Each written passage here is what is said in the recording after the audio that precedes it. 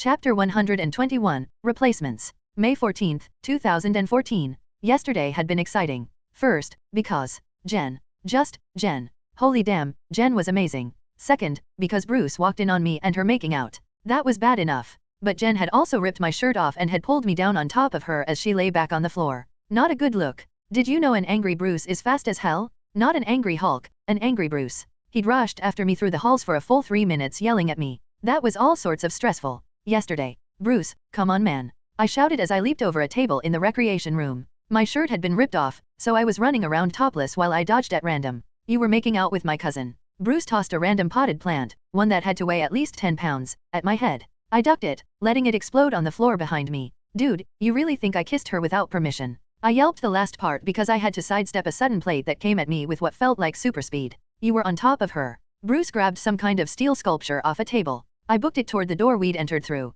He threw it at me. A feminine green hand snatched the sculpture out of the air before I could get brained. Jen had entered the room. Her hair was still mussed up and her shirt was still off, leaving her in just a bra. She looked amused and angry all at once. Angry? Anist? Brucey, Jen took the sculpture in her hands. As Bruce and I watched, she began to squeeze. I think we should have a talk. Under the immense pressure, the sculpture began to compress. It was fascinating. Seriously, look up a video of metal under a hydraulic press sometime. The steel structure basically gave up without a sound and started to fold in an almost artistic way, slowly compressing, her fingers leaving small divots in the metal. I love you, Bruce, and I love that you're so protective of me. With a couple of twists, she crunched the thing into a ball, then tossed it behind her. But I was dating people even before I got the superpowers. I took down a mob boss. You have no right to get mad at any of my dates. I know, but Bruce began to say. Bruce, Jen stopped him. Then she gestured at me. You realize he isn't exactly a bad boy. They both looked at me. I tried to channel as much nerd energy as possible and waved hesitantly. Plus, you aren't even the slightest bit green, Jen pointed out. Only cause the other guy keeps giggling, Bruce grumbled. Then he sighed. Yeah, you're right. I'm sorry Jen, He trailed off and walked up to me. I kept still as he placed a hand gently on my shoulder. I sighed in relief when he didn't go green and turn my shoulder to dust. I mean, I knew he wouldn't, but it was still nerve-wracking after Bruce Smash Banner had chased me through the tower. Sorry. Damn it. Jen and I blinked in surprise. What happened now? I asked. Bruce looked up towards where I knew one of the tower cameras were hidden. Tony absolutely has footage of what just happened. We all stared at each other. Jen and I were still shirtless, Bruce had just chased me through the halls, and Tony was the world's best at editing footage to be as embarrassing as possible without actual embarrassing things in it already. Jarvis, X. I shouted, running for the door. Mr. Stark is attempting to save the footage and post it to Facebook, X responded over the speakers. He has added Korean pop as background music. I believe he's also cackling, Jarvis added helpfully. Tony. Bruce roared, Jen laughing behind us as we ran for Tony's office. Present. Yeah, we were too late to stop him from posting it. Thankfully we kept him from adding anything other than the music, and X and Jarvis deleted everything after. I still don't know how in the hell Tony managed to post it before 2AI managed to stop him, but I guess he was just that damn good. Dick. I'm gonna use jury rig to get even later. Still. Worth it. Worth it, even for all the pranks in the world. Anyways, today I'd flown out in my astrodactyl form to meet with Fitz in the base Tony had made into our new research and development center. We'd been working together on and off with Tony and Shuri on a bunch of different stuff. Simmons worked there as well, but I didn't work with her as often since jury rig and upgrade, my current genius forms, were more specialized toward technology. I walked into Fitz's idea room. And yes, that was the official title of the room. Fitz was messing with a hologram that took up most of the space in the center. Like a lot of the rooms, it was set up to project the interactive holograms Tony made use of. I had gained a lot of familiarity with it as well. Fitz was currently working with a dark blue life-sized car, one of the standard ones S.H.I.E.L.D. used. You know, the evil black SUVs all governments used. He was digging around the engine with the hood tossed aside so it was floating about a foot off the floor. Hey dude, I said as he was working on the engine. What you working on? Fitz looked up at me, blinking owlishly. Oh, hello Mahmoud? Were we supposed to meet? I grinned. Yeah, we were. You playing absent-minded professor again, dude. He scowled, though I didn't feel any real heat behind it. No dude. I just got distracted by science. You know that's exactly what an absent-minded dash. Yes, I know, he sighed, rubbing the bridge of his nose with his right hand while waving at the holographic car with his left. I've just been working on this since we got back. I was repairing Lola, and I got to thinking about the MDX and Fury's SUV, and the Catamtac. I looked over the hologram. It looked like a car. I had been trying to learn as much as I could from the geniuses around me, so I could at least figure out when something was odd. Okay, SUV, like Fury's. Yeah, I could see the parts connected to the flight system from the engine. I imagine it had the turret as well. So you want to make a car? Sort of. He scratched the back of his neck. The standard model MDXs have been fitted with flight systems based on the same ones from Lola's era of technology, but they aren't a replacement for a true combat vehicle. I was thinking of what I could do to change that. Simmons and I have been working on a new type of fighter jet, and I figured this could be a good prototype before we started on that. So you're making, I said as gently as I could. I liked Fitz. Fitz was insanely cool in my opinion, but he also went on tangents that only Simmons could track, so you had to bring him back to Earth every once in a while. A transforming car, he said, as though that wasn't an awesome pair of words when put side by side. One that can change to fit a different role whenever we want. Doesn't Lola technically do that? I asked while opening the holographic car's door to poke at the center console, raising up the turret that rested between the driver and passenger seat. She can, but she isn't designed for prolonged combat, Fitz explained as he watched me turn the turret gun to point at a nearby wall. I wanted to make something that could. That would be pretty awesome, to be honest, I noted. You want some help? A little, Fitz said with a shrug. Not for now, but I'll need it when I have to do some redesigns. It's more planning stages. I'm hoping to gift it to Carlson. The first one, I mean. Since I had to transfer, he said slowly. Oh right. Fitz and Simmons had left Carlson's team recently, which I didn't have super strong feelings on, other than knowing Fitzsimmons seemed okay with it. Well hell, if it's for Carlson, I'm down. I like Carlson, even if I sometimes forget he has a first name. Fitz chuckled. Maybe we should redesign that Russian plane, too, make up for the bus getting tossed across the Russian countryside. Seriously dude, half the stuff on the plane ended up in the trees. I'm pretty sure most of it was dash. You know, you don't have to. He stopped me, holding a finger up while closing his eyes. Just, please stop. Sorry. It hurts too much. You, want to talk about it? No, I'll just. He took a deep and shuddering breath. I'll work through it. So, then we'll redesign the plane. He nodded. I could almost see that big brain sparking to life. Yes, I think, well, besides the various amenities, there are upgrades I could do for the engines, the security system, maybe add in some weapons. If we use the prototypes we've been making for your spaceship, would that be okay? For the Defiant. I thought about that. While we were still a few weeks from actually building my spaceship, we'd already started on some of the beginning stages. Shuri had been a big part of that. I'm pretty sure it was a big hit to Tony's ego to see that Wakanda had made propulsion systems for aircraft more advanced than he'd even thought of decades before. If so, it had been quickly buried under sheer scientific curiosity, followed by coming with improvements to the Wakandan design's efficiency that made Shuri and Fitz's jaws drop. Anyway, the point was that we had some devices ready to go already. Prototype big guns, something that could turn base ingredients into different foods, and an EMP-shielded battery backup, among our attempts to make an alloy of vibranium and other materials. Nothing Wakandan-based, I said slowly as I thought. But the jury-rigged tech is fair game. Probably better to ask Tony and Shuri about the rest. Fair enough. Fitz nodded so fast his head became a blur, then stopped. This should work unless we have to replace the plane again. Bridge to cross later, I joked. He nodded again, looking more cheery. Then he seemed to realize something. Oh, by the way, I have to introduce you to two of our new co-workers. He moved toward the door. I followed curiously. New co-workers. Yes, my Scottish friend said brightly. They'll be replacing Simmons and me on the bus. They're brilliant? Absolute genius? Honestly, if Bridge wasn't around, I don't know where they'd be working, but I'm glad they're here. You sure have a high opinion of them, I noted. I tried to think of Marvel scientists. I drew a blank on any that weren't supervillains or already known to me besides Reed Richards or Sue Storm. Wait, why hadn't I looked those two up? They deserve it, he said, interrupting my chain of thought. I put a pin in it. Here, they've been setting up a lab while we were in Russia. We entered the room. Immediately I was reminded of Simmons and Fitz's workspaces. Half engineering parts everywhere, half biological formulas and organic material held in tubes inside fridges along the back wall. Inside, an older man wearing glasses was arguing with someone digging in a section in the back. Dr. Kuzuma, you really must be more logical than this, he said in a very sophisticated tone. We are sharing our work now, so dash. Buzz off, a feminine voice said. He sputtered in shock at the rude comment. The man was pudgy, wearing a lab coat over a warm-looking wool sweater and khakis. He had thick brown hair and when he looked over at us his eyes were oh shit. It was Alfred Molina, who had played a character in the Raimi Spider-Man movies, as the villain. The best villain, some would say, out of all the trilogy. Dr. Octavius. Fitz said excitedly, confirming my suspicions. Ah, Dr. Fitz. Otto turned around to face us completely, giving me a curious look before smiling warmly. It is good to see you. Who is this young man? I kept my face as neutral as I could when Fitz turned to look at me, trying to hide my internal screaming fit. Come on, think logically, Mahmoud. Otto usually turns evil. Doesn't mean he has just yet. In fact, he's usually an okay guy before something happens to mess with his brain. Mostly, I had to keep my cool. If I went diamond head and punched him through a wall just to stop something that might not happen, all sorts of bad would follow. Damn it, why'd I forget to look him up? Now I had to check in on every other Spy Day villain, just to make sure a 12-year-old Peter wouldn't have to fight them.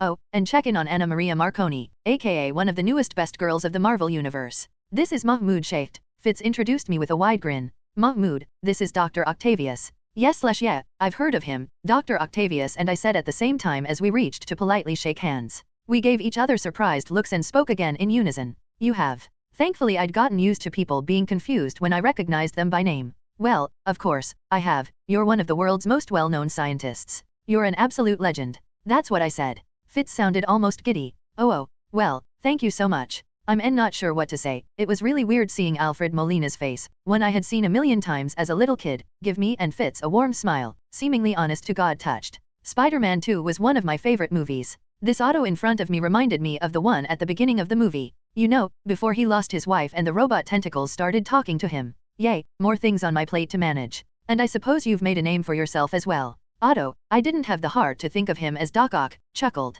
The superhero dial. I must say, that little device of yours caused quite a stir in the scientific community, he said with a gesture toward the Omnitrix. I looked down at it. Oh right. I didn't have a secret identity. Maybe I should look into what exactly the rest of the world thought of Dial at some point. Just then, the person in the other room spoke up. Is that Fitz? Yes, it is. Otto yelled behind himself. Then he leaned forward. Listen, she's not self-conscious about her appearance, but it is a shock if you aren't prepared for it. Just remember, you've seen Stranger, Fitz hissed. The woman in the other room stepped in. I immediately felt a fuck from the depths of my heart try to erupt from my throat. She was short, wearing a lab coat over a pink tank top and torn up jeans, a pair of flip-flops on her feet. Also, her skin was green. I was used to that. She had scales, sharp claws on her fingers and toes, a fin on the top of her head instead of hair, and a tail trailing behind her. She gave me a look like I was going to scream. I was, but most likely not for the reasons she thought. Hi, I waved with a sigh. I'm Mahmoud. You. She seemed surprised at my underreaction. Hi. Melody Kazuma. AKA, Komodo in the comics. Nice to meet you, I said with no real emotion behind it. Actually, we already met. She walked up to join us, the steps giving me time to regain my glowingly positive attitude. I was at the graveyard. Really? I asked blinking. Then I looked down at the Omnitrix. Oh no, the Omnitrix had ended up fixing everyone in the graveyard. Which had worked out great for most, but what if she'd? Oh, no, Komodo seemed to realize where my train of thought was going. I actually did this to myself afterward. Really? I cocked my head to the side. Well, at least you look cool. She seemed to positively glow at that. Cool. Otto scoffed. More irresponsible. Melody scowled. Oh please, I knew the risks, and I knew I'd still get what I wanted. You took a chance on unnecessary mutations when a year or so of research. Otto began to say. Yeah, because another year without legs vs a life with scales is such a tough choice, she scoffed, rolling her eyes. And what if I can't believe you. They suddenly began to argue at high speed, surprising the hell out of me.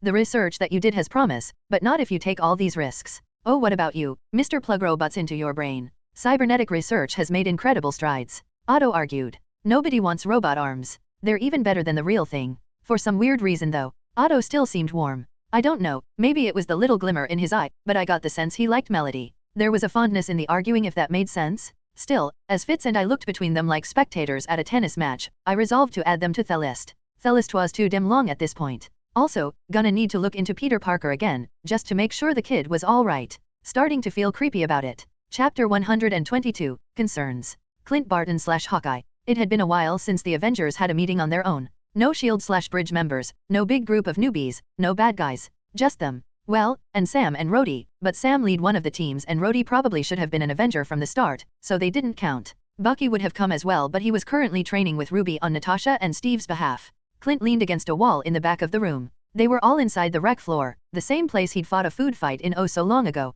Steve sat at the head of a round table with the Avengers logo embossed on it. Clint wasn't sure how Steve's spot was the head of a round table. Wasn't the point of them being round that there was no head of the table, but it was. Starting from his left sat Natasha, Bruce, Thor, Rhodey, Tony, Sam, and right back to Steve. Clint, you sure you don't want to sit? Steve asked politely. Nah, I'm good, Clint said. I like a good view. Barton, I'm more than just a fresh piece of ass to stare at, Tony joked. Oh please, like yours is the ass I'd be staring at, Clint chuckled. Tony blinked. Wait, whose would? Clint looked at Steve. So did everyone else. Steve coughed uncomfortably, Natasha and Sam grinning at him. Okay, we have work to do guys. Right, enough about Cap's glats, Tony said, sounding just slightly offended. Captain America rolled his eyes. Okay, let's discuss what's been happening for the past few months. Everyone hesitated. Clint hid a smile. Yeah, there had been, a lot seriously, a stupidly huge amount. Clint had a lot of trouble keeping things in perspective these days. SHIELD becoming Bridge, Hydra, Rio, Graveyard Survivors, Winter Guard. Really hard to be the guy with the bow and arrow. Used to be that being effective with a bow and arrow in a world of modern weapons was all he needed to feel special. Now he was getting jokes online about being the useless Avenger. Real easy comment to make from behind a screen. Let's start with the most recent one, Steve said at last. Ugh, Tony and Thor said in unison. Yes, I know your opinions on the Winter Guard, Steve said with the patience of a saint. That Crimson Dynamo is a hack, Tony said. And Chernobog is a raging psychopath that once raised a wolf specifically so that it would only eat the eyeballs of depressed widowers, Thor added. Clint, personally, had to hold back a sigh at that. Thor was bad enough with all his claims of being a god and being over 1,000 years old. There was the fight against the aliens a little after that and the forming of the Avengers, finding out from Cap about Hydra infiltrating S.H.I.E.L.D. and a kid who could turn into aliens. Then, in Rio, Clint had ended up shooting arrows into literal demonic monsters, knights from 1600s Germany, and a troll. And now, they had someone claiming to be a Russian witch switching from a team that had a dark god on it. Yeah, he was feeling way in over his head. Hard to feel useful as an Avenger with all the aliens and superpowers running around, at least not without seriously upgrading the Hawkeye armor and gear. While he mused on this, Steve was talking. So we now know that Russia is getting themselves ready for the eventuality they may need to kill us. Which means that I start figuring out how to hack the hack's armor so that I can make her hit herself over and over again, Tony said. That I raise an army of warriors and kill the Dark Lord Chernobog as his lands burn and his armies scream in pain, Thor said. Steve sighed. It means we should take in as much information as we can and prepare, Clint said helpfully. Thanks, Clint, Steve said. The team leader looked around. Now, I'm hopeful that it won't be necessary, but I can't ignore the idea that other governments might be making their own countermeasures. I'd rather focus on the real bad guys. But we can't leave the idea that we aren't just dealing with Hydra. World governments are preparing counters for us. What do we do about that? Rhodey rubbed his eyes, looking like he was having a moment of crisis. Are we seriously worried about the possibility of our own governments coming after us? Are you not? Natasha said calmly. I hate to break it to you, but governments killing their own people happens all the time. Rhodey opened his mouth to say something, maybe a rebuttal. Then his mouth snapped closed. He let out a little sad sigh and closed his eyes. I'm not doubting the idea. I'm not naive. I'm just saying that I'd rather hope that, as long as we keep staying on the straight and narrow, as long as we focus on the mission, the smart ones will see that we aren't something to be afraid of. We aren't under the control of any nation, Tony said. That's going to be enough for some people. I mean, I'm as American as anyone who isn't currently wearing the flag, Steve smiled at that. But I know a few senators who don't like the fact that I didn't put every soldier in a suit the second I made the Iron Man armor. Tony spoke fast, as though he was trying to get ahead of anyone. Now granted, I love the idea of good soldiers getting armored up. But more suits out in the world means more assholes who can get them or reverse engineer them. You don't have to justify it to us, Tony, Rhodey said in the voice of a man who had heard an argument multiple times. In the end, you guys are right. We need to prepare for the eventuality we might end up fighting. I mean, what do we even call them? Government heroes? Sponsored heroes? Well, if all goes well, Magic Girl is going to stick around, Tony said. By the way, is she for real, Thor? You said Wanda wasn't really magic, right? Thor frowned thoughtfully. Maybe. I would have to speak with her directly, but the footage I have seen of the last does resemble spells I once saw my mother practice. I can try and contact my father again, maybe see if this is really magic or not. Well, great, gives me time to prove it for myself, Tony said. Ask if I can run some tests on her powers, see what makes them tick. If you wanted to do that, you shouldn't have started off with such a bad first impression, Natasha noted. Clint smirked. So you did the Harry Potter thing? Yeah, of course I did, Tony rolled his eyes. She's a magical witch, I'd have to be insane not to do the joke.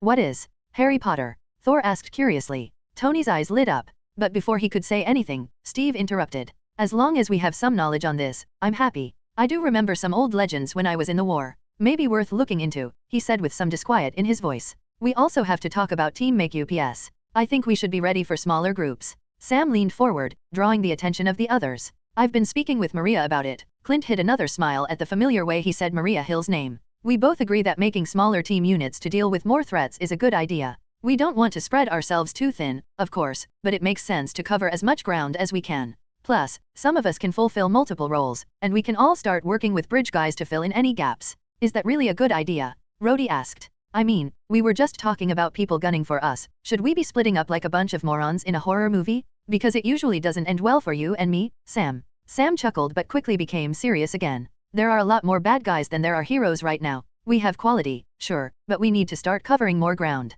Besides, we can't start grouping up just because we're scared. After all, we're saving people. That's the real goal we have to focus on. Rhodey nodded slowly. Then we have to plan it out. Make sure we can account for everything. What sort of teams were you thinking? Dial once told me, one Riot, one Avenger, Sam said. Said he heard it somewhere. I'm not saying we do anything like that since I'm not that confident. But groups of 3 to 5 would be good. As long as I don't get teamed up with a newbie, Tony said with a shrug. What about X? He says he wants in on the Avengers. Steve crossed his arms thoughtfully. I personally don't mind the idea. X has always acted in our best interests. He's a good person. For someone born out of the mind of a Nazi and an alien mad engineer, Tony said wryly. You don't want him on the team? Natasha asked. I do, Tony sighed. But you know we get enough flack for having point blank on the team. Thor frowned. Truly. You didn't notice that Norse religion has been on the rise since you showed up?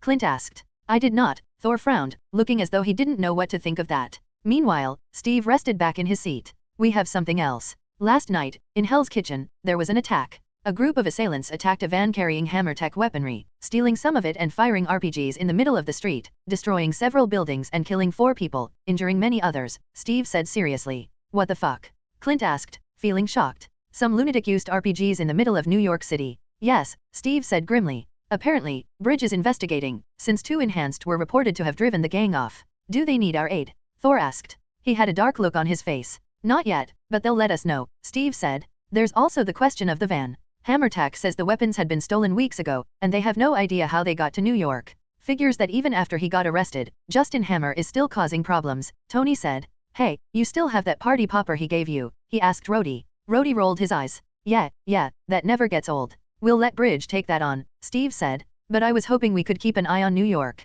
I know that we have a responsibility to the whole world, but New York is our headquarters. We can't let people get hurt here. 4 people are dead. His eyes were hard.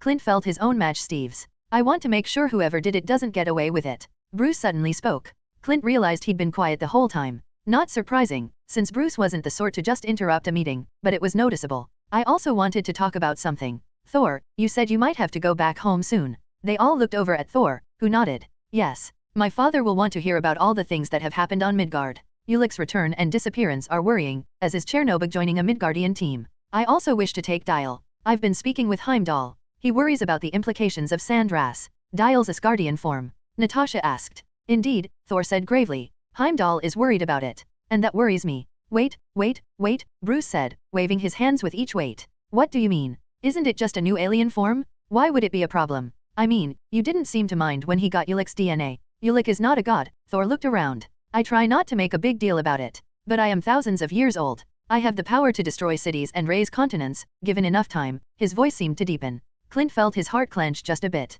That sort of power, it doesn't simply appear. It can't be replicated. Asgardians of my strength are few and far between, with Sif and the Warriors 3 being among the only ones from my generation. And yet, this Omnitrix has made another. I must discover if that will cause problems down the road. Sam, Steve asked, as though every word Thor had just said wasn't testing his worldview the way it was for Clint. You okay with that? Sure, Sam leaned back in his seat and rubbed his chin. We do need to reach out to Asgard anyway. Maria has been talking about making treaties with other planets. Might as well start with the one we have the best relationship with. She wants to make treaties, Bruce said thoughtfully. Well, that would be a good reason to bring an ambassador along. Thor, I'm sure I can accommodate at least one person. Thor rubbed his chin. I'll have to ask my father first. If he disagrees, then Dial will have to suffice as Earth's ambassador. That's a terrifying prospect, Clint mumbled to himself. We'll cross that bridge when we come to it, I guess, Bruce sighed. Oh, in the meantime, we got confirmation that the graveyard survivors that are joining Bridge have been approved. They're starting training next week. A few have been interested in joining the Avengers.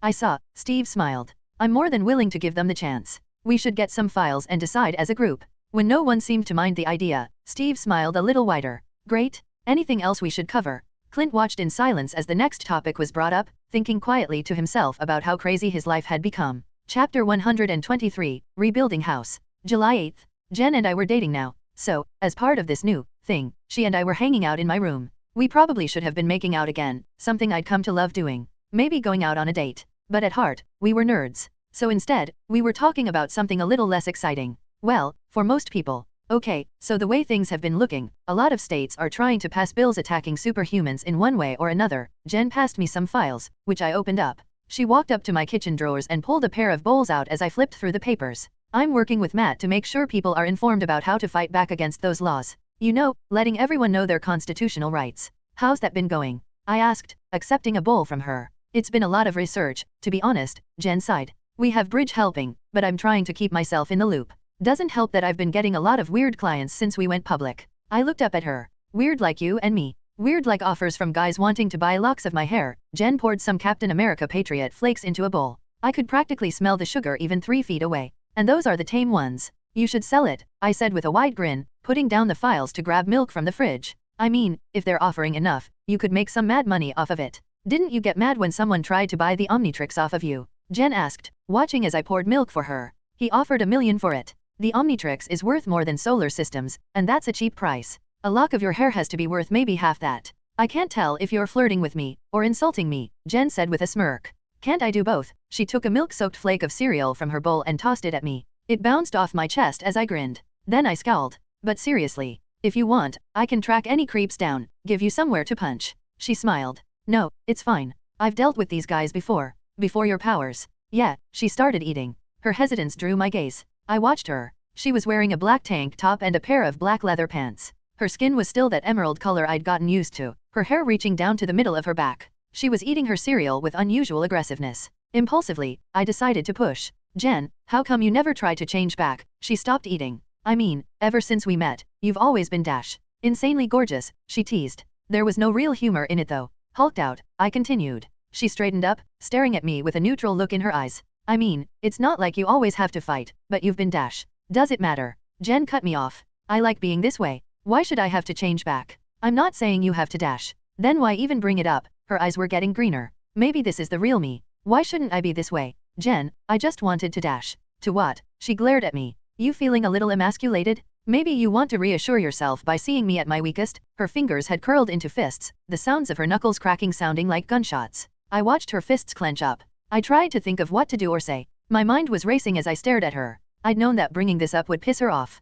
In the comics, when she was first trapped in She-Hulk form, her response had been delight. She loved being She-Hulk. And who could blame her? Having superpowers was. I felt that every day. Going from a weak human form to being stronger, smarter, or more everything than any person could ever be. But Jennifer was important too, right? Wasn't that important to a person, loving all the parts of yourself? Instead of responding, I reached for my cereal and put a spoonful of cereal in my mouth. I chewed it, swallowed, then spoke. By the time I'd begun to talk, I felt like I regained a bit of composure. Jen, what's wrong? She stared at me. Then she looked down at her hands, still clenched into fists. When she opened her fist, my marble counter now had 2 large cracks where she'd been pressing down. Think you can pay to fix that? I asked idly. Shit, Jen winced. She traced a crack with her right index finger. Mahmood, Jen, I like you, so I'm going to be honest here. I pushed my cereal aside. If me asking why you haven't tried to turn into your human form is making you feel this way, that might not be the most healthy reaction. For the sake of my countertop at least. She looked up at me smiling a little bit now.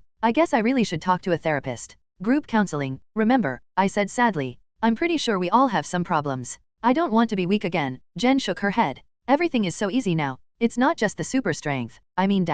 You're more confident. I finished for her. You can take on the world now. And thinking of going back to normal again, losing all that confidence, I walked around the counter to stand next to her. I feel that way every time the Omnitrix starts to go red. I tried to feel confident about what I was doing as I slowly reached out to stand behind her. I clutched her hands in my own. She squeezed gently on my fingers. It's not perfect, but I do get feeling like you can finally do everything you ever wanted to, and knowing at any moment it could all go away. Her hair was in my eyes. I leaned around it to look at her face. She looked thoughtful, which made me feel like maybe I was saying the right stuff. But I like being me, nowadays. Being human is actually pretty good. I mean, you seem to like me well enough. She smirked. Nah, I'm just into you for your money and magic watch. And I'm only dating you for your law degree. I took the risk and tried hugging her close. She was warmer than normal humans were. I didn't mind that. I mean, I'm a dangerous vigilante, who knows when I need a good lawyer to represent me. She chuckled. Dangerous, huh? Maybe I should hold off on letting my dad meet you. He's a cop after all. She turned around in my arms and smirked down at me. Her smirk faded a bit, her forehead dropping to meet mine as her eyes closed. I don't want to change back. Not yet. Okay, we stood a moment longer. I'm not great at this stuff, but I want you to know that I really like you as you are. I don't want you to think otherwise. You gigantic softie, she chuckled. You know, we're supposed to be enjoying cereal. If you don't want to hug, you know you can tell me. Nah, I'm good. That was a very good way to start off the morning. I left my room with her a little after. I'm going to wait for my dad, he should be here soon. He probably saw me on the news a few times, Jen said as we strolled through the halls. I was proud to say I kept any giggling at the fact she was holding my hand entirely internal. Granted, it was a little awkward, since she was a foot taller than me, but still good. Is Bruce going too? I asked. Of course. Been a while since he got to see him, she frowned. My dad kinda threatened to kick his dad's ass, while holding him in an arm bar. Knowing Bruce's dad, I thought of David? No, Brian. Brian Banner. He wasn't the worst dad in comics, but he was still a monster. I really should throw your dad a party, I said with a slow smile, satisfaction filling me at the thought of that weak-willed bully getting armbarred. If you do, invite Sammy and Lauren, Jen said. They were sweet. I'll let him know you think so later, I joked. You're seeing him today? Yeah, I'm hiring some of my old construction buddies for a job, I explained, the two of us turning a corner to come to a junction. One side would lead to the hangar bay, while the other headed to the recreation room. I mean, first I have to check to make sure I'm not stepping on any legal toes. You know, the permits, the deed, all the boring law. The lawyer I had just started getting close to gave me a look. I mean, extremely exciting, law stuff. Nice save, she said with a smirk. You need any help? Nah, Tony is technically buying this on my behalf, even though my name's on the paperwork, so he has a bunch of his guys overlooking the paperwork. So Pepper and I are gonna go out to the site, figure out what we need to do first. Should be fun. She nodded. All right. Just, don't end up fighting another monster without me, okay? What does it say about our lives that I can actually see that happening? I asked rhetorically. Jen chuckled, leaning down to give me a kiss on the cheek. It means you're still sane. Call me when you're done, okay? I nodded, a dopey grin on my face. Like I said, a damn good morning. A while later, I was in a car being driven through New York. Since it was New York City, we were currently stuck in traffic, which gave my fellow passenger plenty of time to give me every detail of the paperwork I had to sign. Every detail. Okay, so take a look at this. Pepper showed me another piece of paper. This is a permit for construction. Well, it's more complex than that, but I figure you don't really want to get into it too much. I blinked, feeling a bit offended. I mean, I don't mind reading it. Pepper gave me an odd look. Really? I'm not trying to insult your intelligence, but there is a lot of technical parts to these documents. If you're worried about getting scammed well, not really. I mean, I trust you. Plus, X is kind of awesome at reading paperwork if I need him to, and I have Matt, Foggy, and Jen if I need legal help. Pepper smirked at that. Well, at least you know how to use what you have. She leaned forward toward the driver. Excuse me? How much longer until we get there? Should be about 15 minutes, ma'am, the nondescript man said. She nodded in satisfaction. Okay. Plenty of time to get to know each other, I said to Pepper. I mean, since I made your rescue armor, we haven't really interacted much. Pepper looked over at me, the thin redhead looking a bit surprised. That's true, I suppose. But we never really have a reason to beyond business. She had a point. Pepper and I weren't exactly the sorts to share interests. She'd always struck me as extremely business-orientated. Granted, she had a hell of a snarky attitude sometimes. But we weren't exactly able to resonate with each other. I mean, we might as well give it a shot. I asked. What sort of things are you into? I'm a giant nerd, personally. I like art, she said hesitantly. And some music. She seemed very unsure of herself, twiddling her fingers slightly. I'm allergic to strawberries. Sorry, am I making you uncomfortable? I had to ask, because I felt like she was feeling awkward now. No,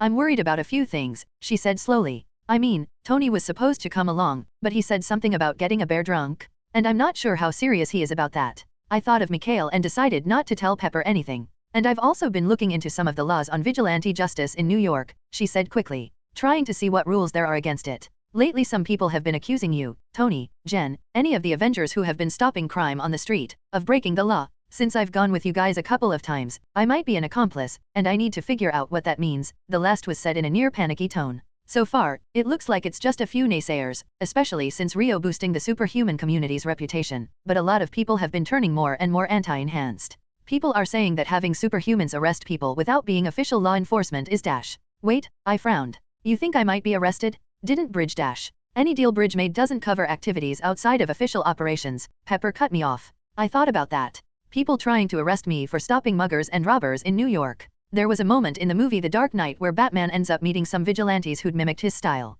He arrested them, and one of them asked what the difference was between Batman and him. I was kinda in the same boat. Why should I be allowed to run around fighting crime without a badge while others couldn't? I had the advantage of the Omnitrix, but people wouldn't care about that. In the end, it was one tiny thing that a lot of people would hate me for. Come to think of it, I hadn't really made any sort of real social media account when I got dropped into this universe. Maybe I should look into that, see if it could help me find out what people hated me for this week? Pepper was still speaking, covering the numerous things that could affect a vigilante. I sighed. Mrs. Potts, I don't think we'll have to worry about this whole thing. She stopped mid-sentence, giving me an irritated look. Mahmoud, I'm just trying to keep us all out of prison. We'll be fine, I said with a smile. I'm not trying to be, what's the word? Lackadaisical. Gesundheit. The look she gave me was positively scathing. But yeah, that. I'm just saying, I can't think of anything people legit can go after us for. We haven't been beating up anyone who doesn't deserve it. I always made sure to repair any damage I did, and no one innocent has been hurt. From here on out, we'll do things above board, but we should be fine.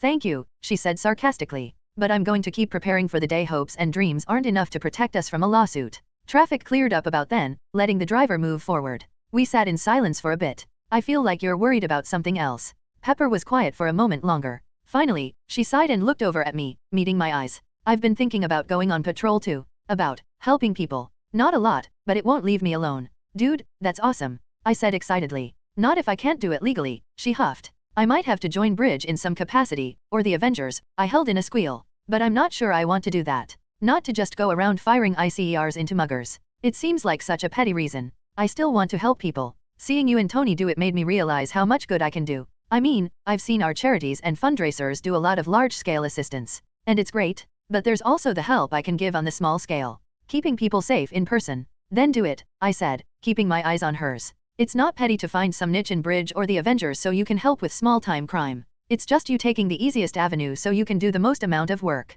I mean, it's not like we're going to get offended or something if you join up just so that you can legally fight crime in New York. I kept the fact that I didn't actually know the legal rules to what I could and couldn't do as an Avenger to myself. If I knew Pepper, she was going to study the hell out of them anyway. She did look thoughtful at least. I decided to clarify things further. Here's the only thing I need to explain. She turned to look at me. Helping people is, well, it's awesome. But it can also suck. You'll end up seeing things that will change you. Meeting monsters. Not the fun kind.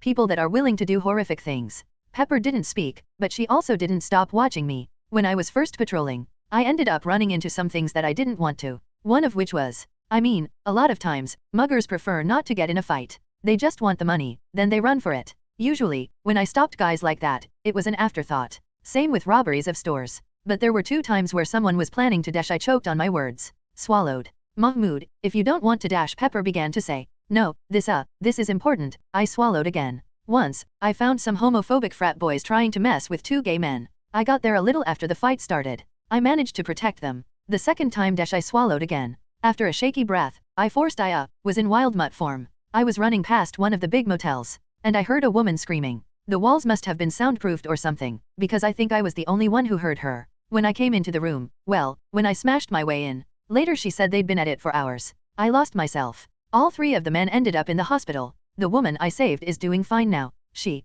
handled it better than I did. I never really told anyone about this, I said the last quickly. But if you get into this, Rio and its monsters are the least of the issues you'll face. Regular people doing horrific things to each other. Those are the ones who've stuck with me. Tony hasn't told you about it, but I've gone through a few things over the years, Pepper said. As she spoke, her eyes narrowed, her face firm. I'm not saying I've seen anything as bad as what you saw or had to do, but ever since Tony first put on the suit, I've been right there with him. This feels like it would just be the next step. The car stopped. Ma'am, sir, we've arrived, the driver said. Thank you, James, Pepper said politely. Someone walked up to the car and opened the door on her side. I quickly opened mine before someone could do it for me. Didn't feel like getting pampered today. Sammy was speaking with Happy when Pepper and I walked up. They were standing in my old courtyard. Well, it had really been just an empty lot, but I called it my courtyard when I lived there. The second we walked up, Happy and Sammy looked toward us. Hey, kid, Sammy grinned. He was wearing his uniform, a beat-up old jean jacket with the sleeves ripped off over a white shirt. You didn't tell me you knew Happy Hogan. Wait, you know Happy? I didn't even try to hide my surprise that Sammy was familiar with Happy. The bodyguard/chauffeur/forward of security looked a little bashful. Yeah, he used to box years back. Sammy said with a wide grin at Happy. Yeah, until I perfected losing, Happy said sarcastically. Still, he looked pretty pleased. Those were good days. I'm actually surprised anyone remembers me. Well, you weren't exactly Ali or Foreman, Sammy shrugged. But damn, you really could take a hit and give one back. Sammy swung a playful punch at Happy, who took it on the shoulder with a grin. Pepper was smiling as she shook her head. You never talk about those days, Happy. They never really come up. Happy shrugged, then looked around. Anyways, Sammy and I have some guys roaming around. This is where Hydra threw the grenade at you, right? Sammy and Pepper looked at me in surprise as I nodded. Yeah, right over here. I walked up to my former home, the others following. The destroyed remains of my door and the wall attached to it made me smile. Sammy sighed. Kid, if I'd known you were living like this I had the Omnitrix, Sammy, I was fine. You should have told me. I decided to ignore him. Instead, I looked up at the warehouse that had once been home. What are you thinking? Can we save it at all? Oh, sure, Sammy shrugged. I've got the guys looking at it. Johnny, the name of an architect we worked with a couple times, says that it's still a pretty solid building. Some remodeling, we can probably make something out of it. Especially with the new gear you gave us. The power loaders are here. I asked with a grin. They're called exolifters, Pepper said with a sigh. Sammy, Happy, and I looked at her. I mean, I know that, but I began to say. It's a power loader. Sammy finished. Seriously, the guys are calling it the Ripley already. Have you never seen Aliens? Happy asked. Of course I have, Pepper scoffed. But we can't call it a power loader because 20th Century Fox would sue us to oblivion. Or try to, at least. Fair enough. Sammy tapped on his wrist. Hey, any chance you can get us started by clearing? I kinda want to see your old place. Sure thing. I reached the Omnitrix and flipped through the menu for a bit. I mean, you don't need to use that, Happy said as I went through my options. We can bring one of the dash. I pushed down the dial. In a flash of light, my skin turned red and thick enough to bounce bullets off of. My eyes split into 4, and 2 arms erupted from my obliques. Just like that, I was 4 arms again. 4 arms. Sure, might be basic to pick my go-to super strength alien for this, but he was still awesome and damn useful for this. Wish I could have done this back in the day, I said to myself as I stepped forward and grabbed a piece that had once been my wall. With a little toss, I sent it flying to the side. As I did, a heavy set of footsteps that weren't mine came around the other side of the building. Soon, a yellow robot came around to join us. In truth, despite my joking around, the exo-armor was much smaller than the power loaders from Aliens. It was about 8 feet tall, made of steel and pistons, with a large power unit on the back. Inside was someone I didn't recognize in tough jeans and a wool sweater. The armor moved with him. It was ponderously slow, but he was still able to walk up to us with relative ease. He stopped to stare at me. Boss, he asked Sammy. Just start picking up rocks, Dan, Sammy said with a shrug. Stop acting like you've never seen Aliens in New York before. I'm from Jersey. Well, we all have our weaknesses. He gave Sammy a sour look. Apparently the insult was enough to make him feel like things weren't that weird or something, because he walked up to join me. Do you need dash? You take that side, I said, lifting 4 rocks. And we can dump the debris over here. And while he does that, Pepper said elegantly, ignoring the sight of a Tetramand and construction worker in a personal supersuit lifting hundreds of pounds of steel and stone over to a spot in the courtyard. I have some final paperwork for you to sign. She held out a folder to Sammy, who took it with some trepidation. We're making sure to offer you some substantial benefits for the job, of course. I believe you've already agreed with the NDA. Yeah, don't tell anyone anything or else I'll get shoved into a prison so deep I never see anything but the abomination's ass. Pepper blinked. Well, really, it would mostly be us suing you or anyone else who breaks it. Sammy frowned. That's a lot less exciting. Can I tell the guys the thing about the abomination's ass? I like that line. I walked past with another bunch of rocks, Dan in his armor coming by with some more. Okay, right here. This is going to be a bitch to clean up, Dan mumbled, the sounds of rock crunching as I dropped it filling the air. The pile of concrete that had once been my home was pretty big at that point. Dan brought another block about 9 cubic feet over and tossed it on the pile. Nah, I got that part too. I tapped the Omnitrix on my chest. Red skin turned to green gelatinous flesh in a flash of light. Goop. He's the incredible snot monster now, Sammy asked. That's offensive, I said from my anti-grav unit. Then I raised a hand and sprayed out green acid over the concrete. The liquid melted through the stone, leaving it bubbling. I sprayed it again as it came down to the dirt. This is so weird, Dan said to himself. You get used to it, Happy told him. Really? Okay, that's just something I say, but honestly, every time I get used to things, the goalposts move. Just roll with it as best as you can. Dan didn't seem to like that answer. Once I finished melting down the concrete we'd lifted enough that I had room to put more down, I reached for the Omnitrix again. 4 arms. I went back to work. Didn't have much time, but I could get as much done as I could. Plus, I did have a melted supercomputer somewhere in the rubble. Useless to anyone, but I kinda wanted it for nostalgia's sake. And hey, work was finally being done on the new super awesome secret base. Progress, baby, Mahmoud. Pepper called as I pushed another few tons out of the way. We'll be signing the rest of the paperwork. I'll join you guys in a bit, I called back to her. Grabbing the remains of a stove in my bottom 2 hands, I tossed it toward the pile, then gripped a pillar of concrete wrapping around a steel girder. You gonna stay like that? Sammy asked incredulously. I chuckled. Well, I do have 4 hands. Twice the paperwork. Nobody laughed. This is why I like Tony. Tony would have laughed. I tossed the pillar at the still bubbling pool of acid like a javelin so that it stabbed deep into the ground. That's not really an accomplishment, Pepper snarked. After a quick run through all the official stuff we had to do, I helped Sammy and the old crew for a few hours of work, then joined them at a bar nearby. To Mahmoud. Sammy cheered, holding a giant mug of beer in his right hand as he clutched me close. For one hell of a job. Hear hear, the guys around us cheered. We were all sitting in a booth with a couple of guys having pulled over chairs. I hid my dopey smile in the non-alcoholic beer I'd gotten as everyone took a swig of their various poisons. Putting mine back down on the table, I grinned at the guys around me. So how've you idiots been? I asked jokingly. One of the guys, a dude named Marcus who'd been raised in Harlem, scoffed.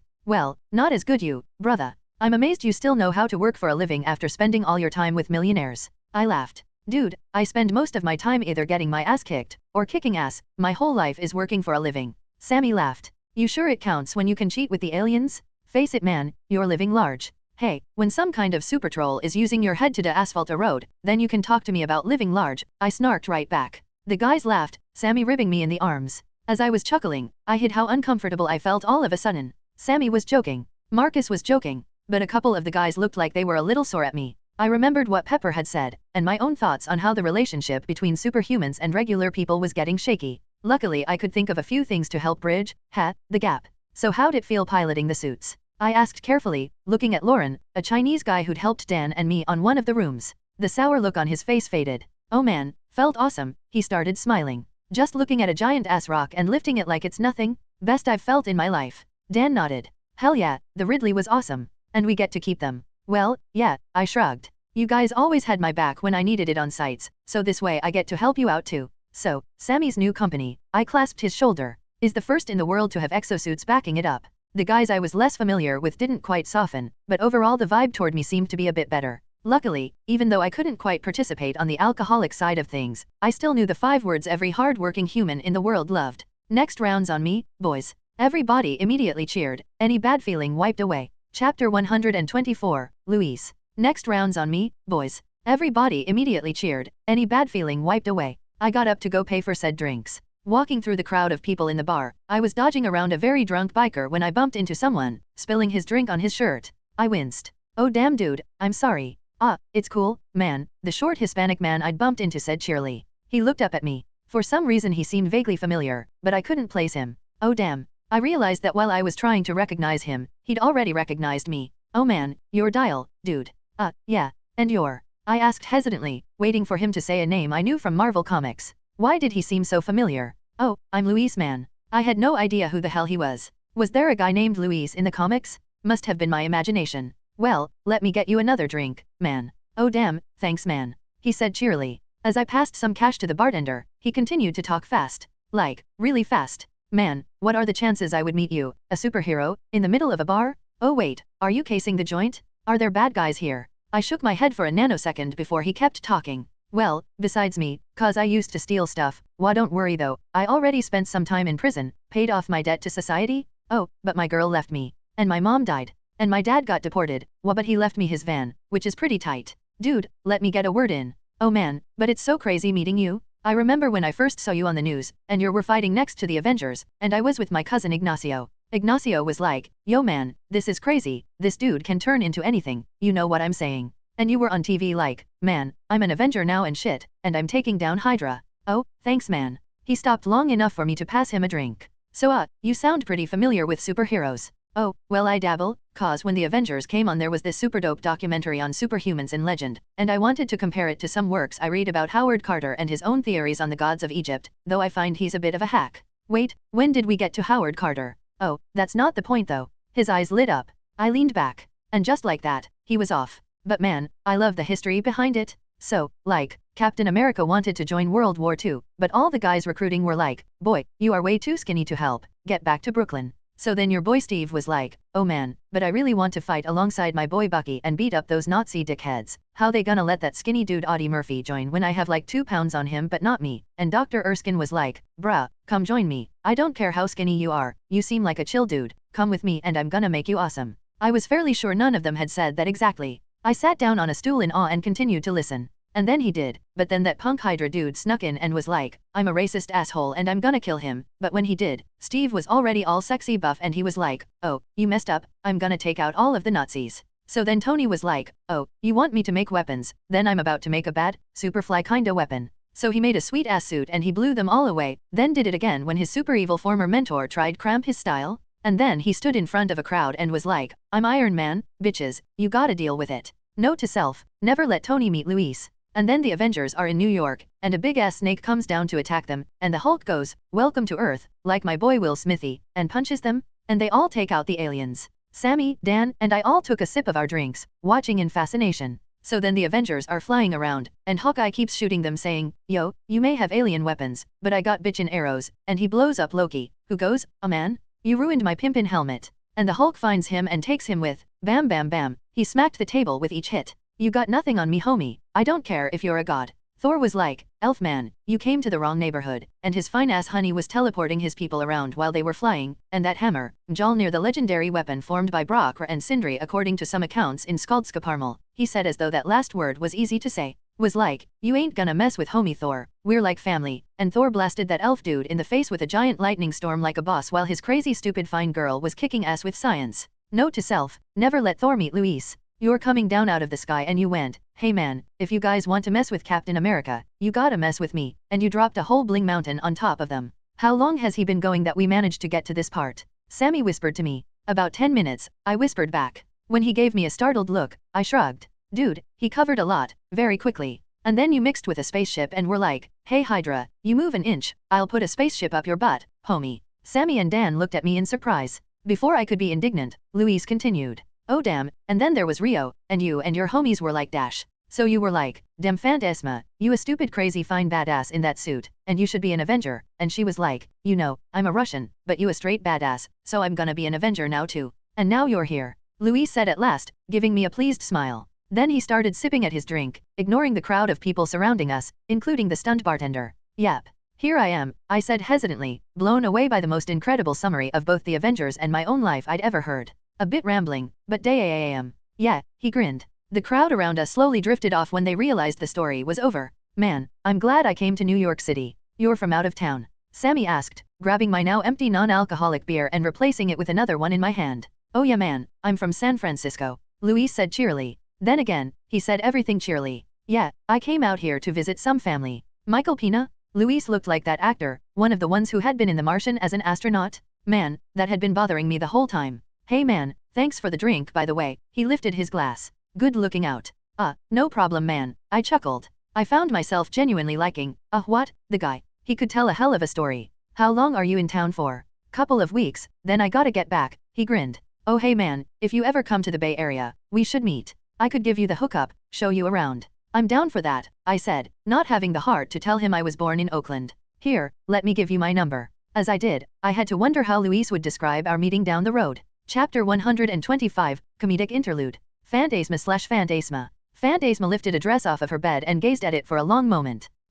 It wasn't one she'd worn before, but since this was her first night in New York City proper, it did feel like a good night to try something new. She put the black dress on and looked at herself in the mirror. Perfect. Just then, a knock came at the door. The Russian woman frowned. It was a little early, but maybe they'd wanted to get a head start? She left her bedroom and walked toward her door, forcibly ignoring the library on her way, where the Harry Potter memorabilia had been replaced with Dresden Files novels and a wooden staff. Apparently Tony Stark wasn't one to give up. When she opened the door, she was surprised to see Mikhail standing there. Oh, good evening, Mikhail, she said while cocking her head in confusion. Phantasma, he said with a proud smile. He was holding a large bottle in his hand and displayed it to her. I thought we could celebrate your new team with a drink, he said warmly. Then the part-time bear frowned at her, looking her up and down. Phantasma had already put on her makeup, worn some simple hoop earrings, and brushed her hair back, which, along with her elegant dress, gave Mikhail the correct impression. Oh, are you going somewhere? He asked, confused. Why yes, Phantasma smiled up at him, reaching down toward her high heels on the floor next to the door and putting them on while she talked.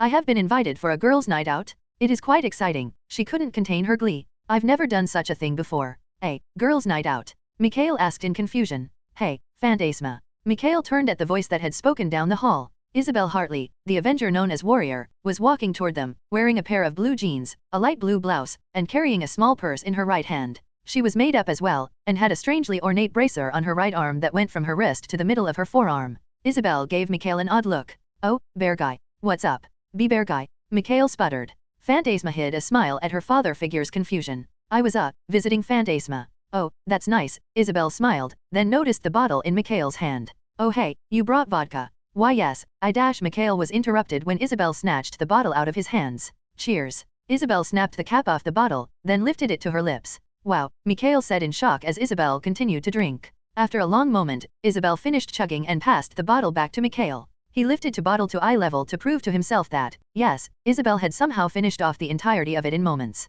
That was expensive. Not bad for a party starter. Isabel said. Phantasma, you ready? Yes. Phantasma grabbed a purse of her own, closed the door to her room, and gave Mikhail a wave as she wrapped arms with Isabel. Goodbye Mikhail. See you tomorrow. Gee goodbye. Mikhail said questioningly. Isabel and Phantasma went off laughing together as Mikhail watched, a complicated look on his face. The pair walked down the halls together as Isabel spoke. so excited. Yes, where are we going?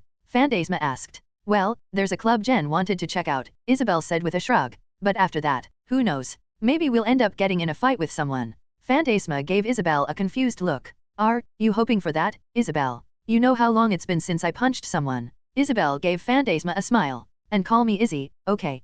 Fantasma smiled widely. They entered the garage to see Natasha and Jennifer waiting there. Nat was wearing a white blouse and a black skirt, while Jennifer had her hair pulled up into a ponytail and a wild dress, still in her green Hulk form. In fact, Fantasma had never seen Jennifer in any sort of human form, strangely enough. Hey guys. Jennifer waved at them cheerily, Nat turning to smile at them. You're early. So are you, Isabel said with a chuckle. Bobby here. She's getting the others, Nat said with an elegant smile. Fantasma blushed a bit at the sight of it. Natasha was so elegant. Who else is coming? Fantasma asked quickly. Jennifer answered. We invited the grapplers. When Fantasma looked confused, she explained. There's some former wrestlers from another team. They're busy, but Wanda can come thankfully. Simmons asked to come along, which is so adorable. Then there's Bobby, and also Dash. She was cut off by a convertible squealing into the garage. It sped toward them at high speed before drifting around to stop in front of the group. That was unbelievably reckless, a British accented voice shouted.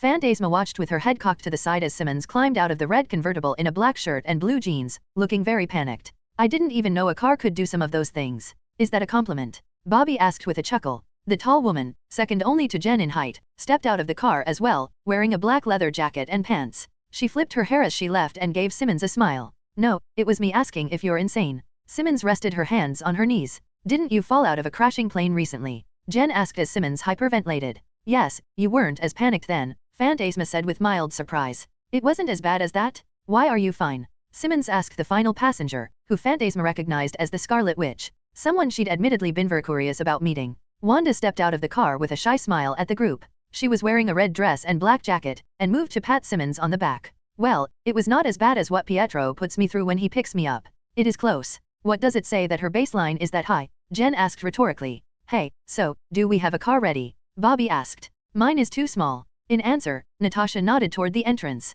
A long limo rolled into the garage. I figured we'd want to make the most of our little adventure, so we have a driver for the rest of the night. Nice. Jen cheered, looking over Nat, Bobby, and Isabel. Izzy. She'd said she wanted to be called Izzy. You super spies going to be able to let your hair down tonight, party with the rest of us. As she spoke, she pulled Simmons into a one-armed hug, getting a surprised squeak out of the British scientist. Isabel smirked. Man, give the girl a green tan and she suddenly thinks she's a party animal. Hey, can't blame me. I mean, I'm pretty sure I have more talent than the rest of you, She-Hulk said while thrusting her chest out. All right, Sailor Jupiter, tone it back, Natasha said with an eye roll. Everybody in, let's go cause some trouble. Fantasma looked up from a concrete floor the next day to look up at the ex-director of S.H.I.E.L.D., Nicholas Fury. He was looking the group over through the cell bars, wearing a long coat and a scowl. Ladies, Fury growled after a long moment. I've currently got your teammates asking a lot of questions, so I'm going to need answers before they break down the walls and bust you out. Let's start with She-Hulk. What happened to that building, and why were you on fire? Jen looked up at him. Her face was covered in soot, and her clothes had burned off long ago, which was why she was wearing a sweatshirt and gym shorts. She grinned. Well, when we got to the club, I found some guy offering cocaine to people. Well, Nat did. I thought they found traces of meth in the building, Fury said. Well yeah, but that was a later thing, Jen explained. It was after the music concert, Fantasma said helpfully, only to wince at the look Fury gave her. Yes, the DJ has decided not to press charges, since apparently you and Wanda ended up making quite an interesting light show. Says he got enough tips to set him up for a month, Fury said. Wanda and Fantasma shared a smile. And the reason for the light show was that you decided to take out the biker gang that had followed you to the concert. Fantasma and Wanda winced. Fury looked over at Bobby and Isabel. Izzy had a new haircut now, the side of her head tied into dreads to give her a very tough look. And that part in Harlem. Someone coughed. They all looked at the woman in question. Jessica Jones was wearing a tank top and blue jeans. She smirked at Fury. Yeah, that was me. I got into a drinking contest with her. She nodded toward Jen, who chuckled. You decided to get into a drinking contest with a Hulk. Fury somehow sounded both incredulous and intimidating all at once. She won, too, She-Hulk giggled. Which is crazy, Izzy shook her head. That was when those guys came in to shake down the owner. Yes, I saw. Fury looked over at Nat. So was that when you dash? Hey, they weren't using the car, Nat grinned. The redhead was somehow just as impeccable as she'd been at the beginning of the night. So we took it for a ride. And that's when you crashed into the Dairy Queen, Fury rubbed the bridge of his nose. Nope. Bobby said cheerily. Actually, that was because of the boat. What? Fury said. The boat that the biker gang had. Someone turn off the lights, please. Simmons, the only one of them fighting a hangover, said with a grimace. I just dash Fury sighed. Okay, and that was when Jennifer ended up on fire. Well, no. I only lit on fire after Wanda dash. I didn't do it. Wanda scowled at Jen. Natasha threw the grenade. Technically that's true, Natasha said calmly. But Jessica is the one who threw the guy through the window. Jessica grinned. And the reason why police picked you up at that barber shop? Fury asked. Jessica said we could rest at Pop's after we left the Dairy Queen, Bobby explained. And he did my hair. Izzy said cheerily, pointing at the side of her head. I think I might keep it like this, if I'm honest. Okay, well, at least I don't have to deal with you for the moment, Fury said with a wave toward Jessica. Yeah, fuck you too, Jessica said with a shrug. Phantasma and Simmons squeaked in shock, while Fury rolled his eye. Okay, we're going to have to go over it later then. Maria has managed to convince everyone that instead of a drunken rampage, it was instead you lunatics somehow on a mission to take out gang members on orders. But that is what we did. Simmons mumbled. Okay, you're in the most amount of trouble here, so I'm going to need you to stop. Fury gave Simmons a disapproving look. I know for a fact that you're the reason I have so many people knocked out by ICERs to deal with, and the meth lab exploding wouldn't have been half as bad without you to help it along. You can't exactly blame her, Natasha said as blandly as she could. We were all fighting meth dealers and their guards and she wanted to help. She made explosives out of Dash Fury side. Okay, fine. Did you idiots have fun at least? Phantasma tried to hold it back, but she started giggling. Jen joined in, followed by Izzy, Bobby, and Wanda. Simmons moaned, still hungover, while Jessica and Natasha smirked. Fury shook his head. Well, what about Sif? Wasn't she supposed to be going with you? Jen stopped giggling, frowning a bit. Huh, where is Sif? Forward. Sif, the goddess of war, yelled as she held her sword out before her, the ocean spray hitting her face with refreshing chill. She stood on the bow of a white yacht, dressed in pale blue robes and silver armor, a wide smile on her face. Why are we following that lady? A man shouted over the storm echoing around them. He was wearing a poncho over an expensive-looking suit, and was watching Sif as she cheered over the echoing rain above. She said she knew where treasure was, another man shouted. She was very convincing. 2 hours ago, Sif had taken over the yacht from the tourists who had chartered it. Since then, she'd worked the group of spoiled rich Scandinavians, who looked positively exhausted by that point, to travel to a seemingly random spot in the middle of the ocean. Onward, gentlemen, the ship is just ahead. Sif cheered, breathing in the fresh air. Warmth filled he when the scent of ozone in the distance filled her nose. A familiar smell, one she connected with a certain blonde. She brushed the thought aside to focus in front of her. Soon, the battle would begin. If only she could figure out why she felt like she was forgetting something. Nicholas J. Fury. Fury scowled at the group. Wanda, Phantasma, and Simmons looked back at him with varying levels of contrite. Jen didn't seem to care what he thought of her, but then, it was tough to intimidate her. Jessica Jones, much like She-Hulk, didn't seem to care what he thought, though she looked as if she was also moments from flipping him off. Natasha, Bobby, and Izzy didn't surprise him when they showed not the slightest bit of guilt, though they did give a respectful nod. Well, Natasha and Bobby did. That was the problem of no longer being director. Sure, he could do even more now in the shadows, but he didn't have anywhere near the amount of authority he'd once had. Natasha did give him a small nod and a slight smile. Sorry. We just wanted a night out. Didn't expect all that mess. Fair enough. Fury shook his head and simply walked toward the doors that led out to the main precinct. On exiting, he couldn't help but smile at the cacophony of sound that surrounded him. Dozens of criminals were being booked, shouting and complaining to the officers currently putting them away. Many were bruised and covered in scratches, a few were handcuffed together, and 90% of the police officers in the room were being yelled at by the group of meth dealers, gangsters, and one unlucky purse snatcher who had tried to rob Phantasma and Jen.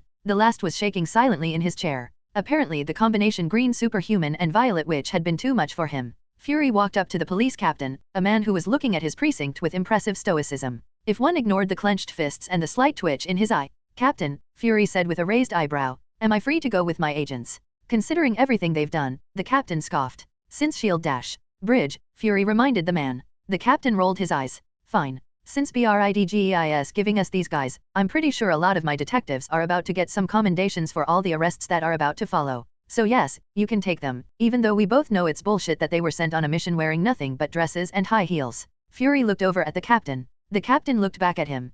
Sir, the captain stuttered, his face visibly paling as he finally seemed to realize just who he was being so flippant with. A muscle in Fury's neck twitched just a bit. The captain acted like a gun had been fired. I'll just get those ladies out of lockup, shall I? Fury nodded. The captain spun on his heel and left as fast as he could without actually going into a full-on sprint, feeling as though Fury's single eye was burning a hole in the back of his head. Fury, meanwhile, kept his chuckle internal. Still got it. Chapter 126, Stark Rig. Director Maria Hill of Bridge. Maria and Fury sat in her office, the sun shining down on the triskelion making interesting patterns as it shone through the diamond head crystal that sat in the center of her office. They had a holographic screen in front of them, displaying the varying topics of conversation between them. You want me to reach out to a mystic? Maria asked Fury with a raised eyebrow. Isn't that the same as reaching out to one of those psychics that work out of their living rooms? Considering the world we live in now, we might end up hiring one of those psychics one day, Fury snarked. But in the meantime, I pulled this woman's file out, some of the more unknown and classified ones. The things that S.H.I.E.L.D. kept under wraps from even the top-level agents.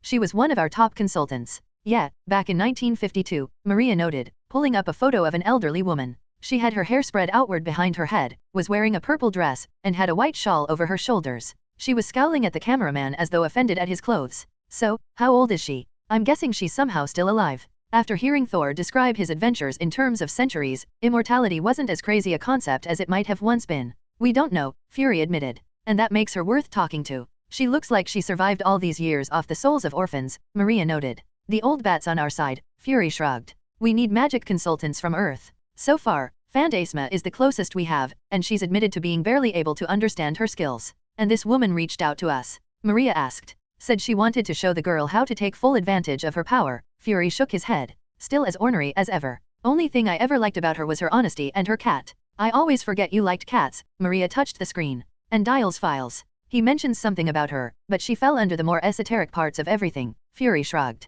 The files have some basic information, though he can't seem to remember if she is or isn't Atlantean. Maria shook her head at that. I wish we didn't have to guess so much on those files Dial made. This would be easier if he had a better memory. How many people have to share knowledge they got channel zapping on an interdimensional TV to spy organizations? Fury pointed out. Even the best agents have gaps in their memory, let alone untrained civilians. You ever notice you still lecture me? Maria pointed out. Do I? Fury shrugged. Sorry. Old habits. Maria didn't mind too much. There was something to be said for not letting your head get too big. She flipped through the files that they had on the old woman before nodding. All right. I'll meet with her after the whole Antarctic thing is done. Speaking of which, she brought up another image. This one of an older man and woman, Dr. Bernard Kloss and Dr. Dana Bergstrom, both half-dressed in warm cloths that had been partially ripped apart. They made an odd image, considering they were wearing winter clothes in the middle of what looked like a rainforest. They were smiling happily as they gestured toward the camera to their friend. Their friend stood uncomfortably in between them. He was tall and muscular, rivaling Thor or Steve in terms of size and build, with long blonde hair that was dirty and tied into a rough ponytail behind his head.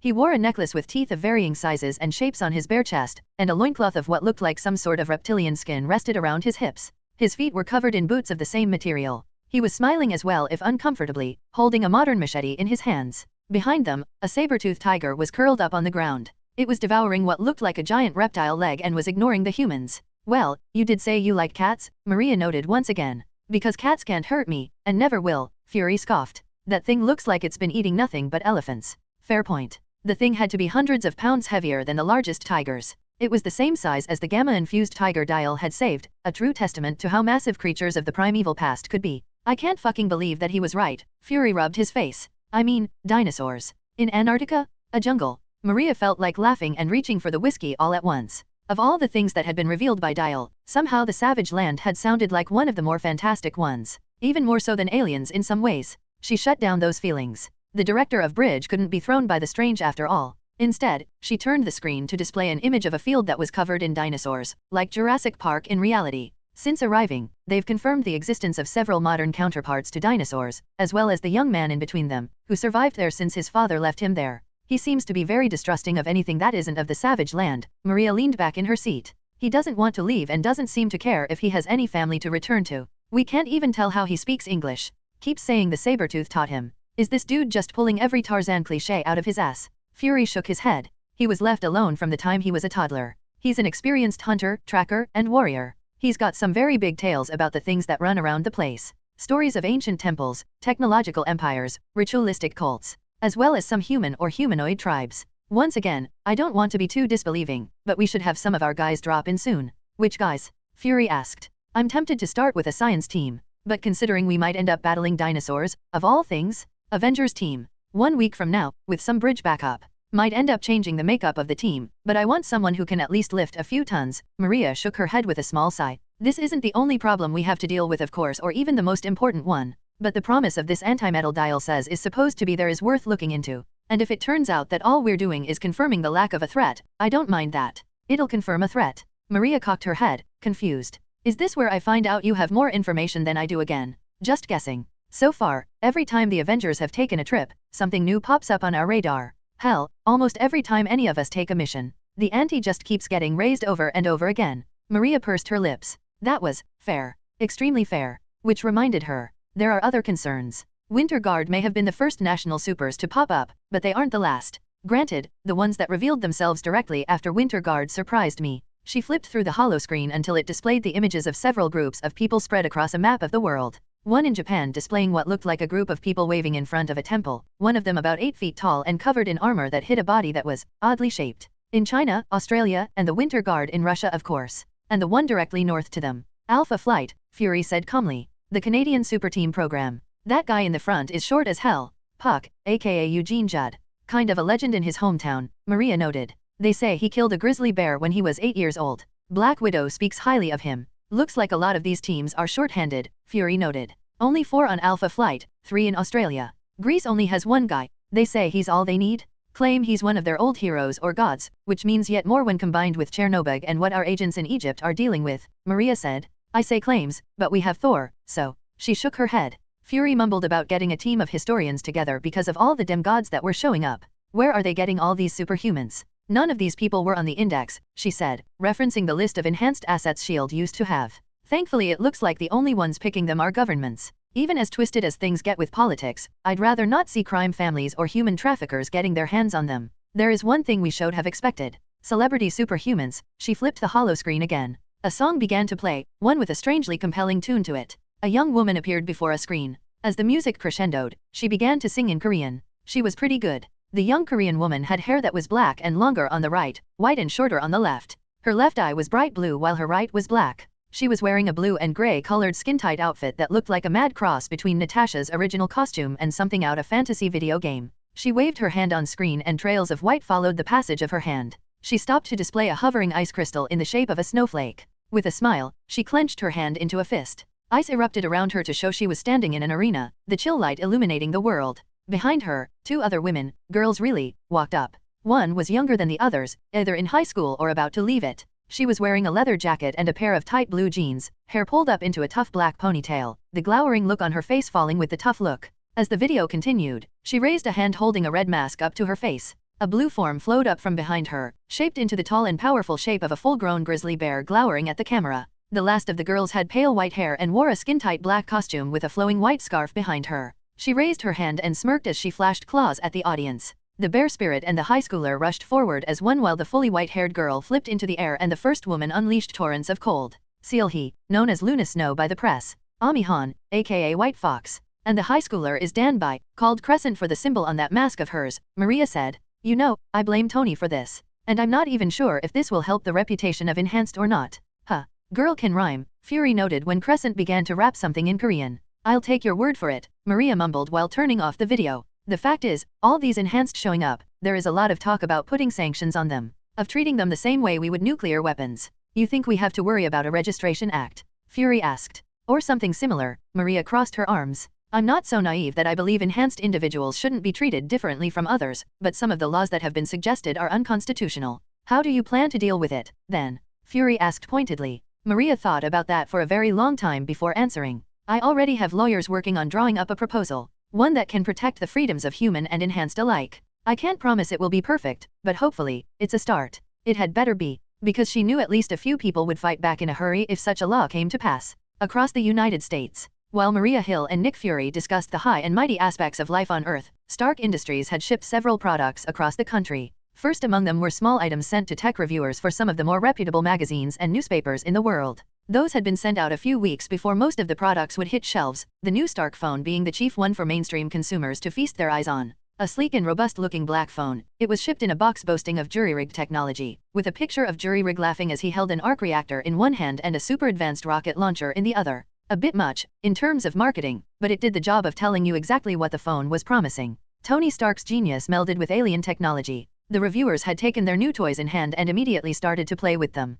They discovered several things about the Stark rig as the phone was soon nicknamed. First, it had an insane amount of battery life. It could go a full week without recharging while being used at a normal pace, 3-4 days when going all out with apps, games, and data. Second, the software was very fast and intuitive, having little to no lag whatsoever. Crashes were near non-existent, though it did happen a few times, no accounting for human error after all. Still, it was one of the high points, that the phone was incredibly powerful, able to support even the most taxing apps and games with ease. There was a lot of talk of people making apps specifically to take advantage of all of that power. And third, it didn't disconnect from data. It just seemed insanely good at staying connected to cell service. No one was sure how, but Stark Industries had made a game out of challenging people to test the phone's ability to connect to the internet, to the point of insanity, with one man testing the phone while diving, thus testing if the phone was waterproof as well. It was, all in all, a massive success the second they hit shelves, with pre-orders through the roof and stores immediately running out of them the second they hit shelves. What wasn't spoken about as much however was that much of the profit for the phones was being poured into humanitarian aid across the world.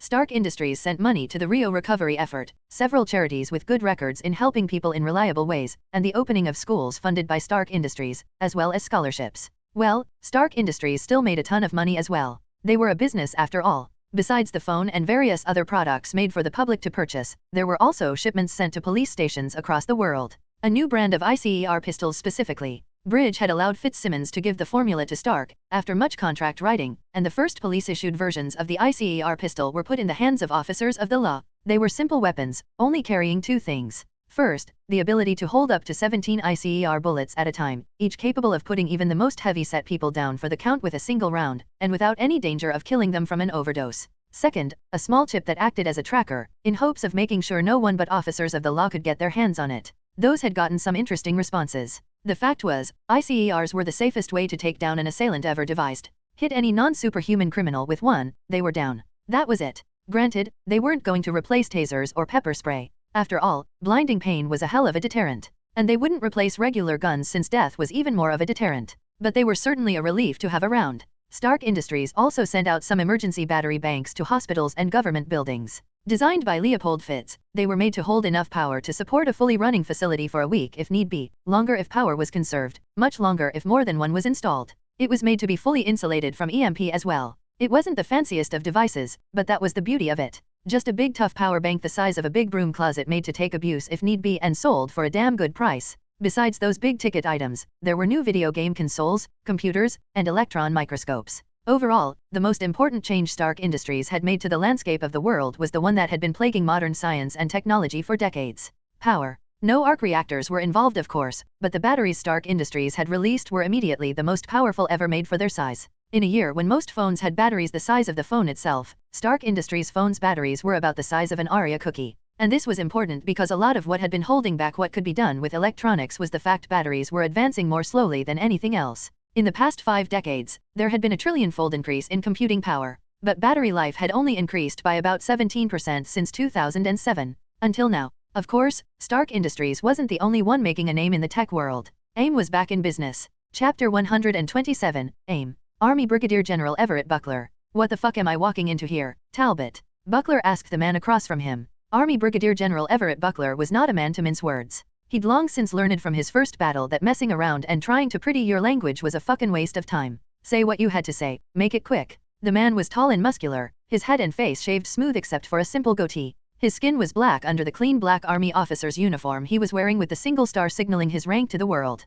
Buckler was staring out the window at the passing forest with some distaste. Sitting in the back of an SUV with a fellow soldier next to him while driving through the woods was far too close. Times he'd done similar trips in war zones. Somehow he couldn't help but feel the same combination of trepidation and excitement. Believe me, Buck, I felt the same way the first time I went to visit these eggheads, Air Force Brigadier General Glenn Talbot said. The other man was wearing a dark blue military dress. He was a white man, with a close-cut haircut and a neatly trimmed mustache. Though slightly shorter than Buckler, Talbot carried himself with a similar sense of authority. For one thing, it's plain stupid they have us drive all the way out here. Their lab is on the border of Canada for crying out loud, Talbot said in disgust. Granted, the wife does like when I pick up some syrup on the way. Buckler scoffed. That ain't the problem, Talbot. The problem is the fucking Mandarin. This whole bunch of nerds was involved in a plot against the President of the United States. Not to mention the damn Vice President was in on it. Talbot scowled. I know that, Buck, but these eggheads have a lot of tech they can give us. We got those dem commies making their own super team. Bridge gets another enhanced every few weeks it feels like.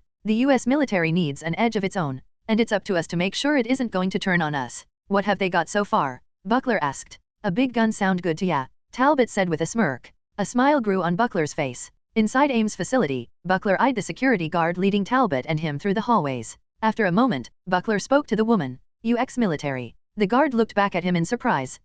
Yes sir. Master Sergeant. Impressive, Talbot noted. What are you doing working for these nerds? My wife had a baby, the guard shrugged. I wanted to stay in the States and make enough money to support her. This job lets me do it. Buckler hummed to himself while eyeing the woman. Ex-military. Every single guard was ex-military as far as he could tell. Made sense, since AIM was a military think tank, but the fact that there were so many was disturbing. The place had to have as many guards as scientists. Last he knew, AIM was about to get shut down. Where were they getting all the money for this? The guard led them into a room with a big window looking out at a group of 3 scientists surrounding a large weapon that had been set on a pole. A man standing in front of the window turned to look at him as the guard took a position next to the door. Buckler blinked at the man's outfit. He looked like he was wearing a big yellow beekeeper-looking outfit, with a cylinder-shaped helmet covered in some sort of canvas on his head that had a window revealing his face on the front. Getz, you look ridiculous, Talbot said bluntly. The man in the outfit rolled his eyes. Yes, I'm sure. It's much more svelte than the hazmat suits we were dependent on before. Considering the precision necessary for our work dash.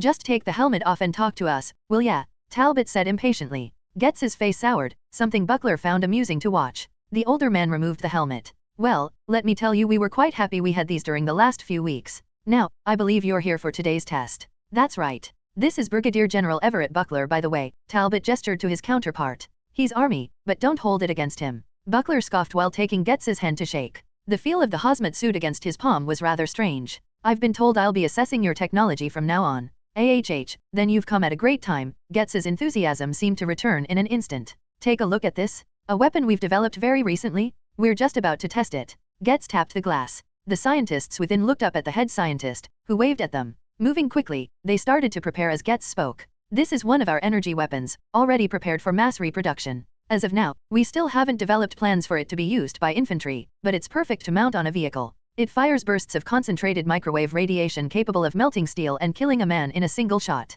It's made to kill even the most durable of beings. Oh, you'll need these. Getz gestured to a nearby scientist wearing a lab coat, who passed Talbot and Buckler a pair of tinted safety glasses. Trust me, put 'em on, Talbot grumbled to Buckler. Tried to be stubborn about it the first time. Spots in my eyes for 2 days. Buckler smirked. Leave it to Talbot to have his bull-headed nature bite him in the ass. The scientists around the large cannon-like weapon rushed away from it, exiting through a door behind it. As they did, a 10-foot-tall slab of solid concrete was wheeled into the room. Then a wall of steel of the same size. Both were a foot thick. Let's do 80% power, Getz said. Commence demonstration. The cannon lit up and fired in the blink of an eye. That alone would have impressed Buckler. Of the many problems with energy weapons that kept them from being used in modern combat, among them was the fact that nothing was really powerful enough to charge them fast enough to let them be used against anything that could dodge. Granted, there was more, but Buckler had yet to see a laser weapon that was better than a simple kinetic weapon. The cannon in front of him made a hell of a first impression, however. It fired a single blast of yellow energy, the bolt smashing into the steel wall and melting its way through before digging a hole into the concrete behind it. Impressive, Buckler said softly. How long till it can do it again?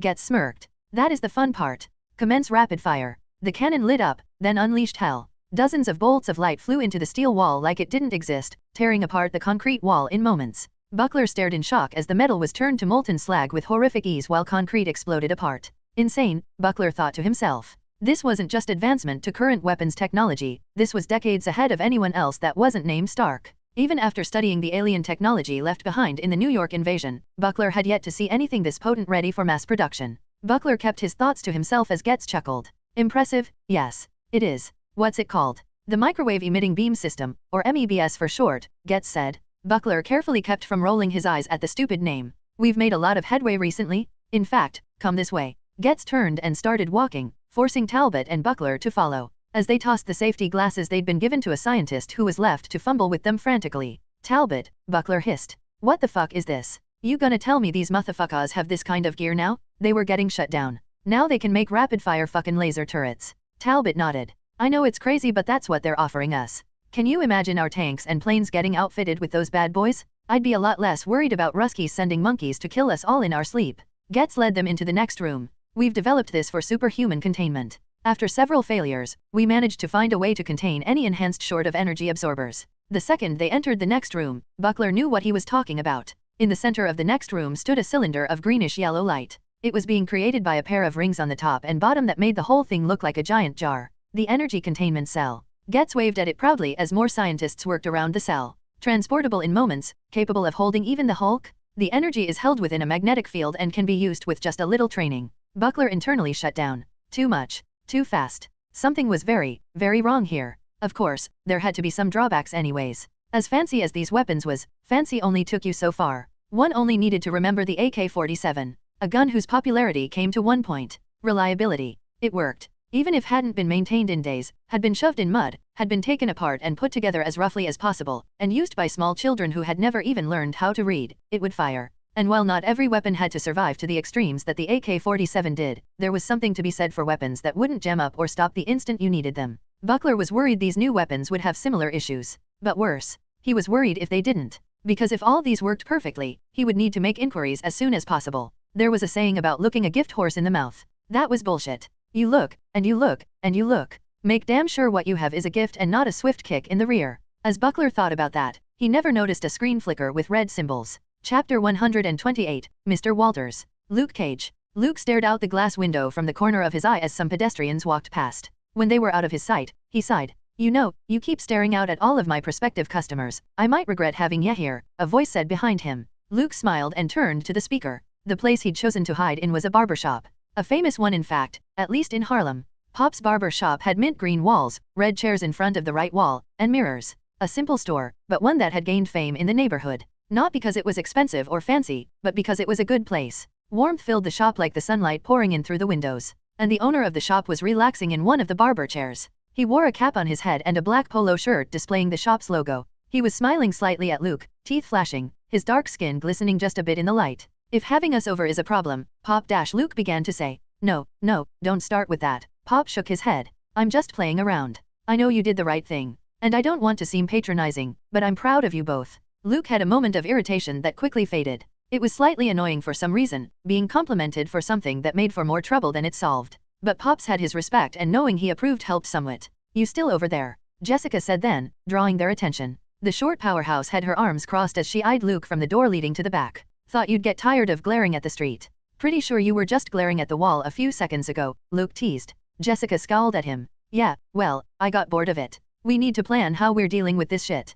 Pop coughed. When Jessica looked at him, he gestured toward a yellow can resting on a drawer next to him. In big black letters on masking tape were two words. Swear jar. Are you fucking serious? Jessica asked, looking positively shocked. As a heart attack, Pop chuckled. I have kids in here sometimes, ma'am. I need to keep a certain kind of atmosphere. Jessica glared at him for a long moment.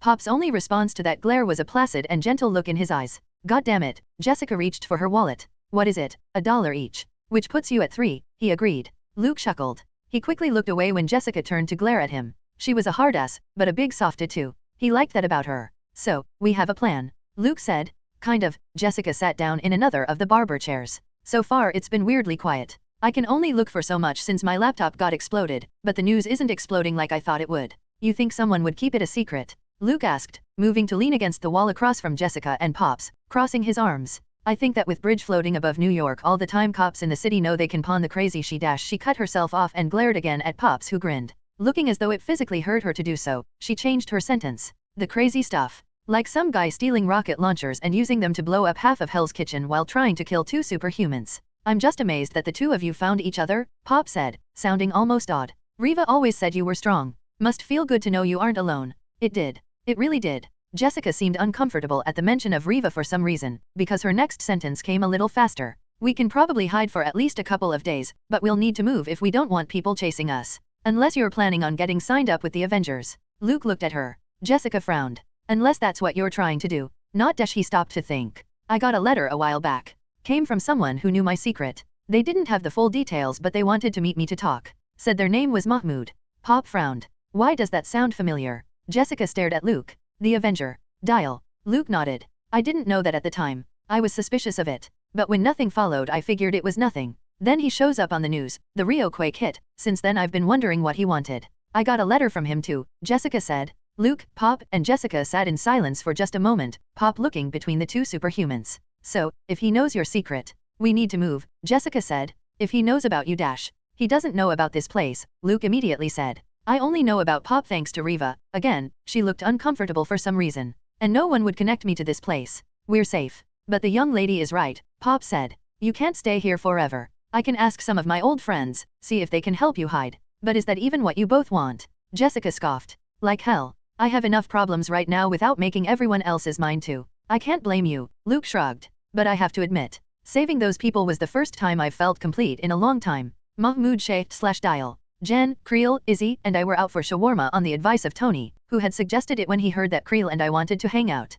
It was good advice, considering that shawarma in New York, among the many foods its vendors were famous for making, was supposed to be excellent. Of course, we decided to make a day of it but had to modify our plans to fit around one thing. Guys, Jen said as she pouted on the rooftop next to me. Seriously, I don't mind going in with you. I don't care what people think. Same here, Izzy agreed, my fellow Avenger grinning up at Jen. But you know we'd be surrounded by paparazzi the second you showed up, and I want to get food, not eye damage from camera flashes. Not like you two are any less inconspicuous, Jen grumbled.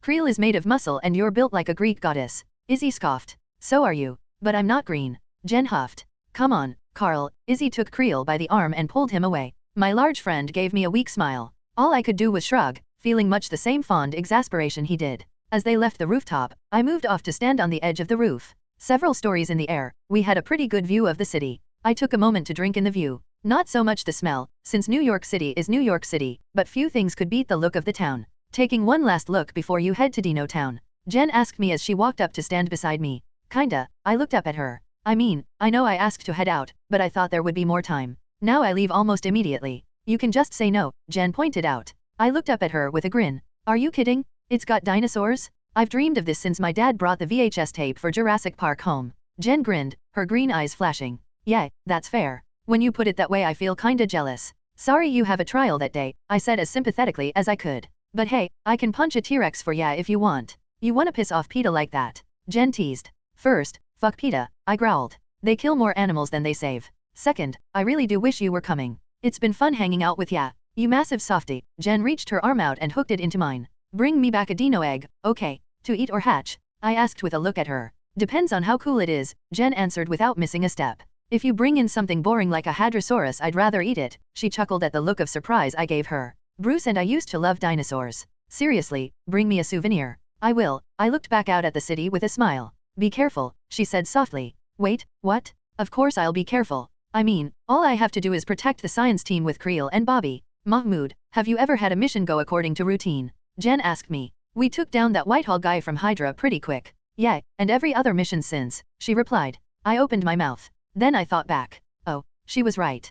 Pretty much every mission I'd ever been on had ended up having some sort of complication. I'd thought it was normal, to be honest. What comic book mission goes according to plan? Hell, wasn't there a saying that no plan survives first contact with the enemy? But most of my missions ended up going more than a little sideways. And the thought of the Savage Land was worrying. No matter what, even people like Spider-Man and Captain Marvel, both superhuman, ended up crash landing, or losing their memories, or something. Oh, and don't forget the loincloths. I'd gained a lot of confidence in my body lately thanks to my new increases in muscle mass, but not enough to run around a jungle wearing a butt flap. For one thing, I didn't want to run the risk that Frankenstrike would end up wearing it too. Okay, that is fair, I said at last. I won't pretend my missions haven't been. I winced. Eventful. But I'll be careful. I'll do everything I can to come back safe. That still doesn't keep me from worrying, Jen said with a shake of her head. You're pretty fragile when that watch isn't on, she said while tapping at the Omnitrix. I'm a lot tougher than I was before you met me. I've got Katam armor, a good sword, and some good training. Besides which, like you said, I have the Omnitrix.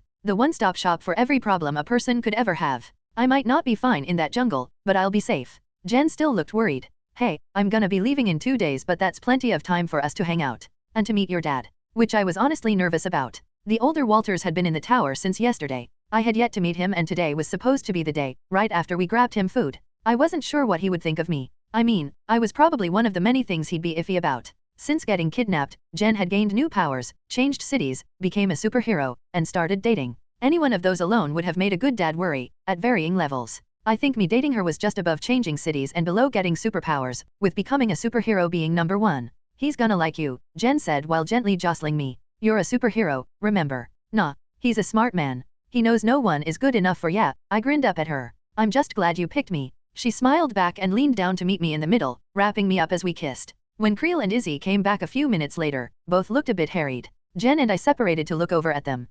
Hey, I said. You guys okay? Izzy huffed. Oh yeah, we're fine. Except that I underestimated how famous I was. Seriously, you two were making out up here while I had to deal with horny idiots. What happened? Jen asked with a wide grin. To be fair, no one was horny, Creel said. But we did get recognized. We're lucky we got the food. Creel raised a bag to display it. Where do you guys want to eat? Somewhere with a dope-ass view, I said without hesitation. Anyone know a good spot? We all looked at each other. Then at the waters in the distance, where a green statue could be seen poking out of the ocean. I think we all had the same grins on our faces. So if you're wondering what led to dozens of photos on social media of 4 people sitting on the crown of the Statue of Liberty while eating, there you go. I met Jen's dad right after we ate. Jen led me to the rec room, where the senior Walters was waiting at the bar. He was leaning against it with a cup of dark alcohol in a glass in his hand, wearing a black leather jacket over a red shirt. I'd already seen a photo of him standing next to Jen at her graduation, so I wasn't surprised to see he looked like Burt Reynolds. Whoever was doing the casting of this universe, they were excellent at it.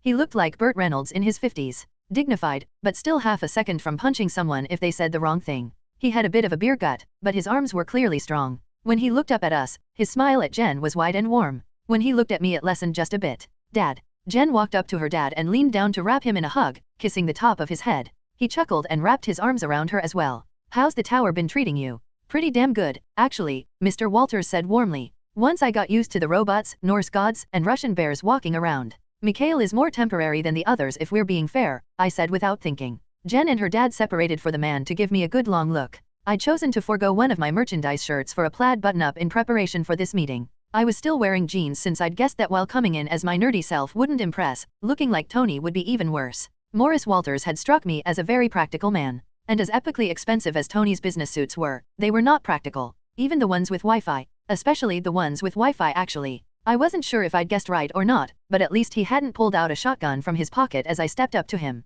Dad, this is Mahmoud, Jen said, pulling me closer with an arm around my back. I told you about him, remember? Yep, he said while still looking me up and down. He held out a hand to shake, which I took. I tried to shake it just like Steve or Thor would. I don't know what it was, but those two had damn masculine handshakes. If a handshake could be masculine. Was my palm sweaty? Oh God, please don't let my palm be sweaty. You're bigger than the pictures from the Triskelion battle. Been putting on muscle. Hadn't been expecting that. Why yeah, I've been training since then. Trying to get better at the whole superhero thing. His lips twitched at the word superhero. That's so. Yes sir, I said with a nod. I'm doing my best so far. He smiled at that. I don't know if he was amused or what, but he finally let go of my hand. Good. Jen tells me you're Californian as well. Yes, sir. Born and raised in the Bay Area. He chuckled. No need to call me sir. I'm just a sheriff. I shook my head. I'm pretty sure if I didn't call you sir that Captain America would have me running laps for being disrespectful. He laughed this time. Do you know that Burt Reynolds laugh? You can probably hear it in one of his movies, a kind of haha HAAA.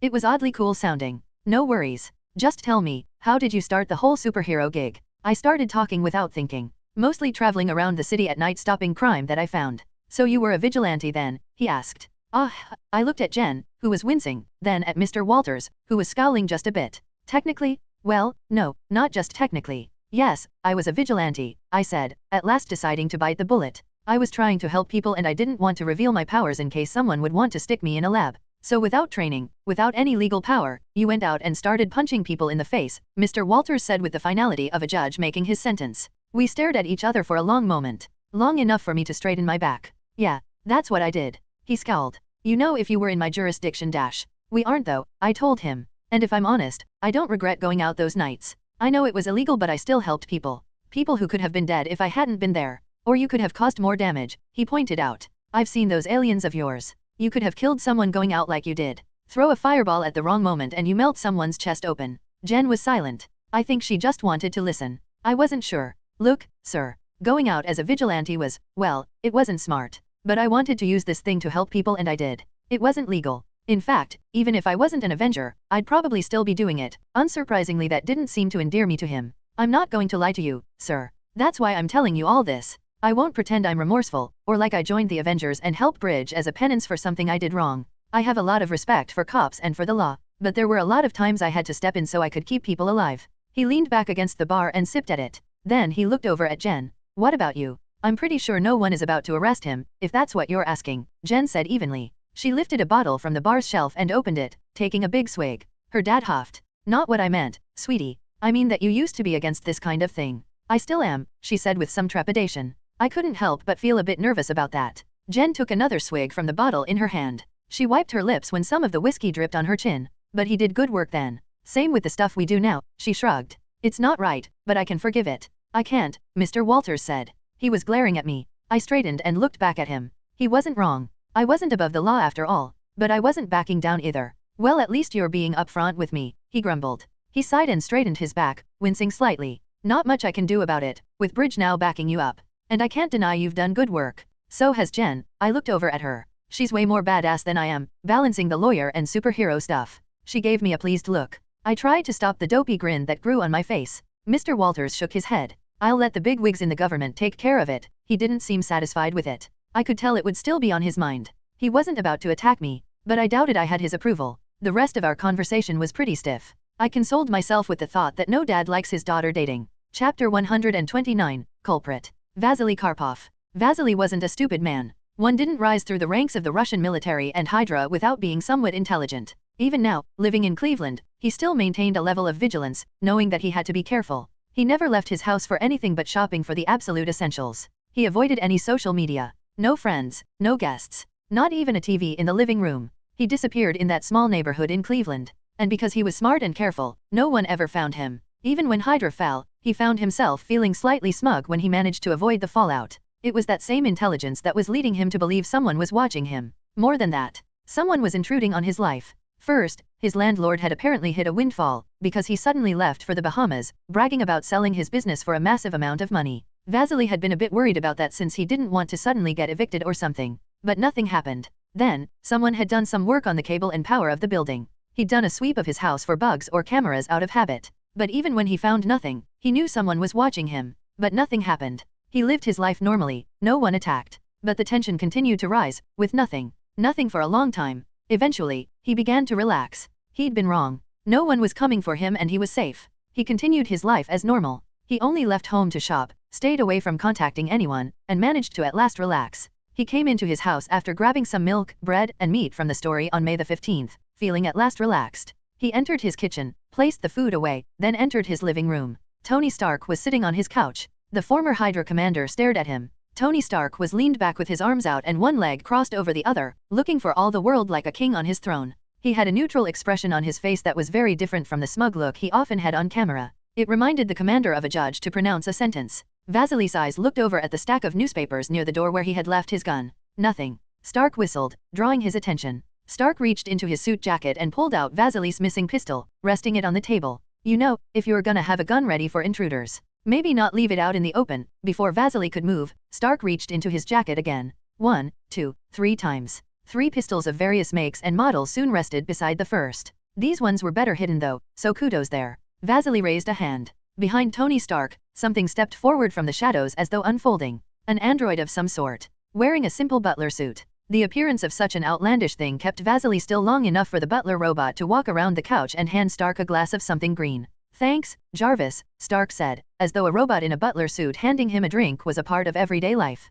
It may have been. Now, Vasily Karpov, Stark sipped his drink before looking Vasily in the eyes. You killed my parents. Vasily didn't deny it. The robot's eyes glowed an eerie blue. Vasily tried to figure a way out. Maybe he could crash through the window, land in his front yard, disappear in the streets. Stop. Stark swirled his drink while still eyeing Vasily. You aren't going to escape. I have suits surrounding the house, bridge officers on standby, and Jarvis ready to blow your legs off. So stop. Vasily stilled. Oh good. You're not running. Then let me break this down for you. Stark uncrossed his legs and leaned forward, placing his drink on the table. I knew who you were for weeks. A good friend of mine told me about you before we attacked the Triskelion. For that long? Did I leave you till now? Stark asked. Stark chuckled. Because you aren't important. He couldn't have said anything more shocking if he'd tried. Stark smirked, though the expression was somehow vicious. I admit, having the chance to be able to take your skin off you and add it to my next armor is giving me all sorts of tingles. But you're, well, pathetic. Didn't really need to come in guns blazing. You killed my mom. My dad. It was not personal, Vasily said. Bullshit, Stark said harshly, finally losing his composure. It's all personal to someone. So don't try and pull that with me. Vasily shook his head. Why are you telling me all this? Because you're done. Stark chugged his drink. I have the evidence of your work before you left Hydra, including the shady crap while you were pretending to be a loyal Russian soldier. I also have a formerly amnesiac super soldier who is very pissed off and willing to testify. And then there's that box in your wall that I found.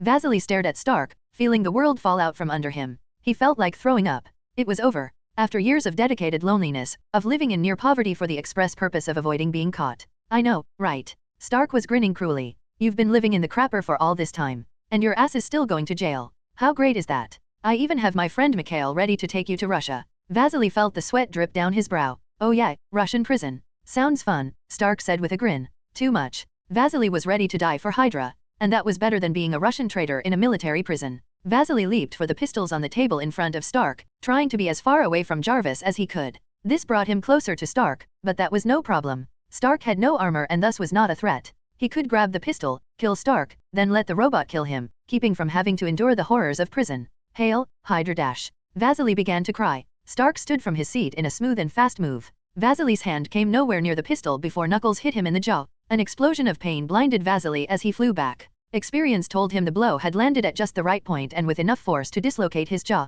He hit the wall behind him and tried to rush Stark again with a straight cross. Stark swayed back to avoid the blow, then uppercut Vasily in the armpit in a cheap boxing move, following with another punch to the jaw that Vasily felt shatter a tooth. Only his discipline kept him from screeching instinctively at the splintering pain. Vasily, desperate and in pain, tried to reach out for the pistol again. Stark scoffed. Pathetic. Metal entered his hand. Vasily raised the pistol in a shaking grip. Hope filled him when he realized that nothing was stopping him. Stark didn't move an inch when Vasily pointed at the billionaire's chest and pulled the trigger. Click. The hope in his breast was crushed to ash. Vasily stared at the son of Howard and Maria Stark with despair in his eyes. That is just wonderful to see, Stark smirked. Mikhail, he's all yours. The roof split open in a shower of wood shattering into splinters. Hundreds of pounds of fur landed in front of Vasily. The Hydra operative looked up into dozens of white flashing teeth within the mouth of some combination of grizzly bear and man. Vasily, the massive bear growled. The Russian government wishes to speak with you. Vasily shook his head. Just take me in already, please. Stark smirked. Ah, submission. A second favorite of feudal resistance, he raised a pair of handcuffs. Get ready for the gulag, buddy. We don't have those anymore, Mikhail growled. Stark placed the handcuffs on Vasily, raising him up. That's disappointing. Do not worry. We will simply be creative. Vasily whimpered quietly to himself. He was beginning to regret having the Starks assassinated.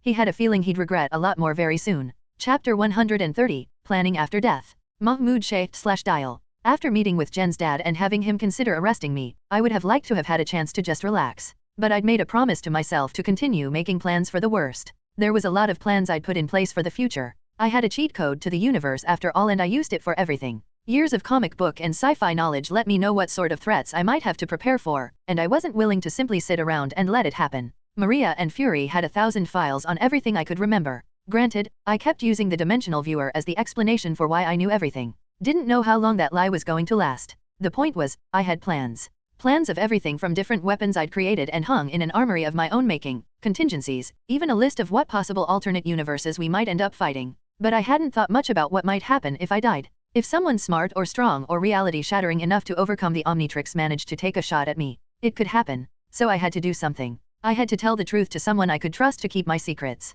With those thoughts in my mind, I entered my lab. Well, Jury Riggs' lab. The little red psycho had left his mark on the large space Tony had given me, the stack of energy drink cans left in every recycling bin in the room being proof of that. Inside the lab stood X. The large robotic shell he'd created for himself was pretty much dominating the center of the room. He was standing patiently, wearing a pair of jeans as always. I wasn't sure why he likes wearing jeans so much while foregoing any other clothes, but I suppose it wasn't an issue for him. Thanks for coming, X. I walked up and pulled out a chair, one I'd asked for in case one of the heavier members of the team came in. Between Hulk, Jen, Thor, and X now, all four of whom weighed hundreds of pounds more than a normal person at the lowest, I'd figured I might need it. As X settled in the chair, I pulled out one for myself and sat across from him. I'm always at your disposal, sir, X said. Though I will admit, I'm multitasking. I'm currently gaming with Jarvis, checking police reports, and tracking human trafficking on the dark web. I had gotten used to the fact that both my AI allies tended to be damn good at that sort of thing. Still, the last one worried me enough to distract me. Need any help with that?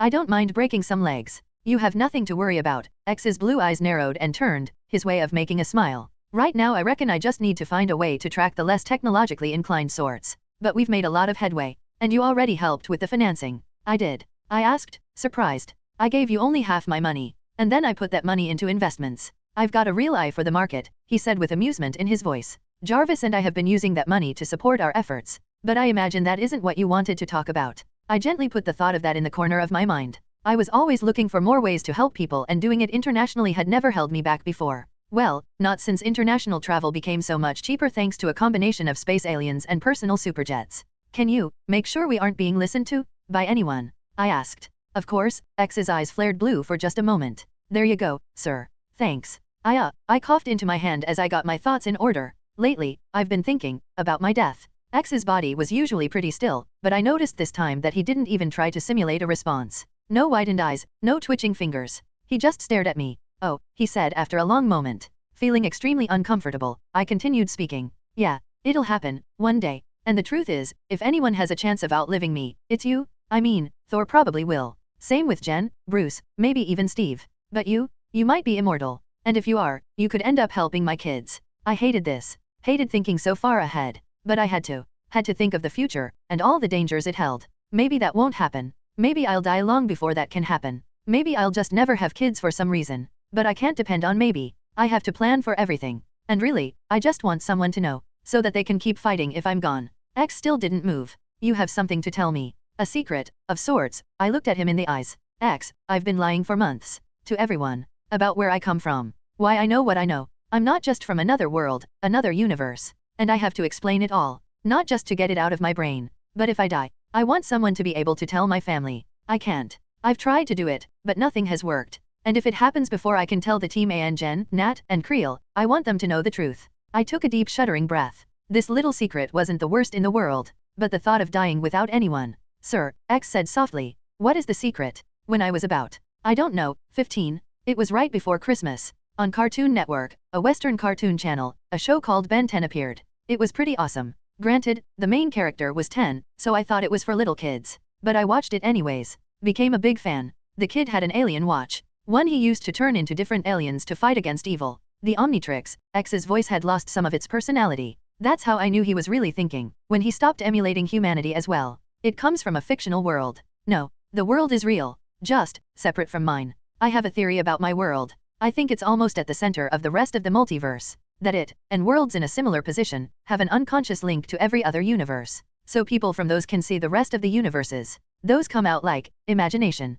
inspiration. And the more your brain is set for creativity, the more open you are to the rest of the multiverse. I smirked. Or we are literally creating universes without meaning to from every random thought in our heads. What are you telling me, sir? X asked. Ben 10 and the Omnitrix aren't the only things that we're considering fictional properties in my world. So were Iron Man, Black Widow, Jarvis, Hydra, they were in all sorts of media. But they all started as comic book properties. Even me. X asked. No. In all the multiverse, as far as I know, you are unique to yourself. I've never heard of anyone with your origin in particular, which is most likely due to my actions. X nodded slowly, the first hint that he had taken in everything I'd said and added it to his databanks, analyzed it, and got over it. Unique. I like that. But it does sound lonely. Nah, I said with a shrug. Humans are all unique too, in big and little ways. But we can still find ways to connect with each other. Besides, I grinned at him. The comics have a lot of AI, good and bad ones alike. That is gratifying, X said, eyes opening and closing. Sir, I won't let you die. You can't stop it, I said sadly.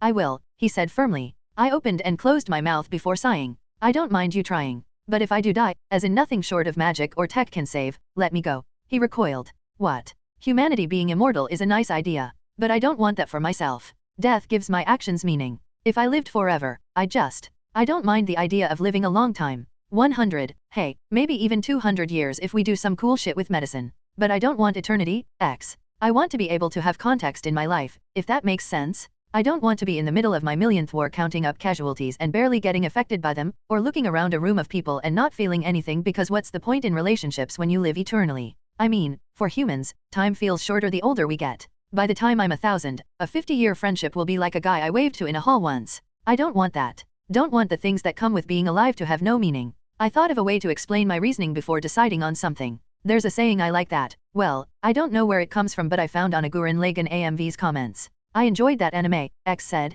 It's a favorite. The comment said when does someone die? When he's shot. No. When he's stabbed. No when he's sick. No. A man truly dies when he's forgotten. I looked up the quote again before I came here. To make sure I had it right. That is the only immortality I want. I got the impression X didn't understand what I was talking about. I decided to move on, knowing that I might have been alone in my thoughts on immortality. Maybe the older I get, the more my thoughts would change on it. But right now that was where I was at. Well, I need to tell you a lot, X. I leaned over to rest my elbows on my knees, steepling my fingers together and resting my chin against them, taking the classic Gendo pose. Needed a pair of glasses to complete the look. First, I want to tell you my life story. As much as I can remember. Is that okay? Of course, X still sounded disturbed, but he nodded anyway. Go ahead. K. I was born in Oakland, California, on November the 2nd, 19. I told him as much as I could, trying to pack it all in. First, my life story, for sentimental reasons. If I died, I wanted someone to remember me, to know I was here, that I'd done something with my life. Then I spoke of other things. of the Marvel comics, as much as I could remember of them, rambling at times as I went on random tangents. I needed someone to have as much of my memories as possible. If I was gone, any piece of information could save lives. I had already begun making files, but X now knew they weren't just something I'd seen from a dimensional viewer. That was the trick of it. Because I spoke of my world, I told him as much as I could. So that, if the worst happened, X could begin work on reaching it. Not just to tell my family what happened but also to buy comics, movies, everything and anything. This Marvel universe would be prepared for any threat, even if I wasn't around to warn them. They had to be. I don't want to die, but I accept that it's possible. Didn't mean I'd make it easy,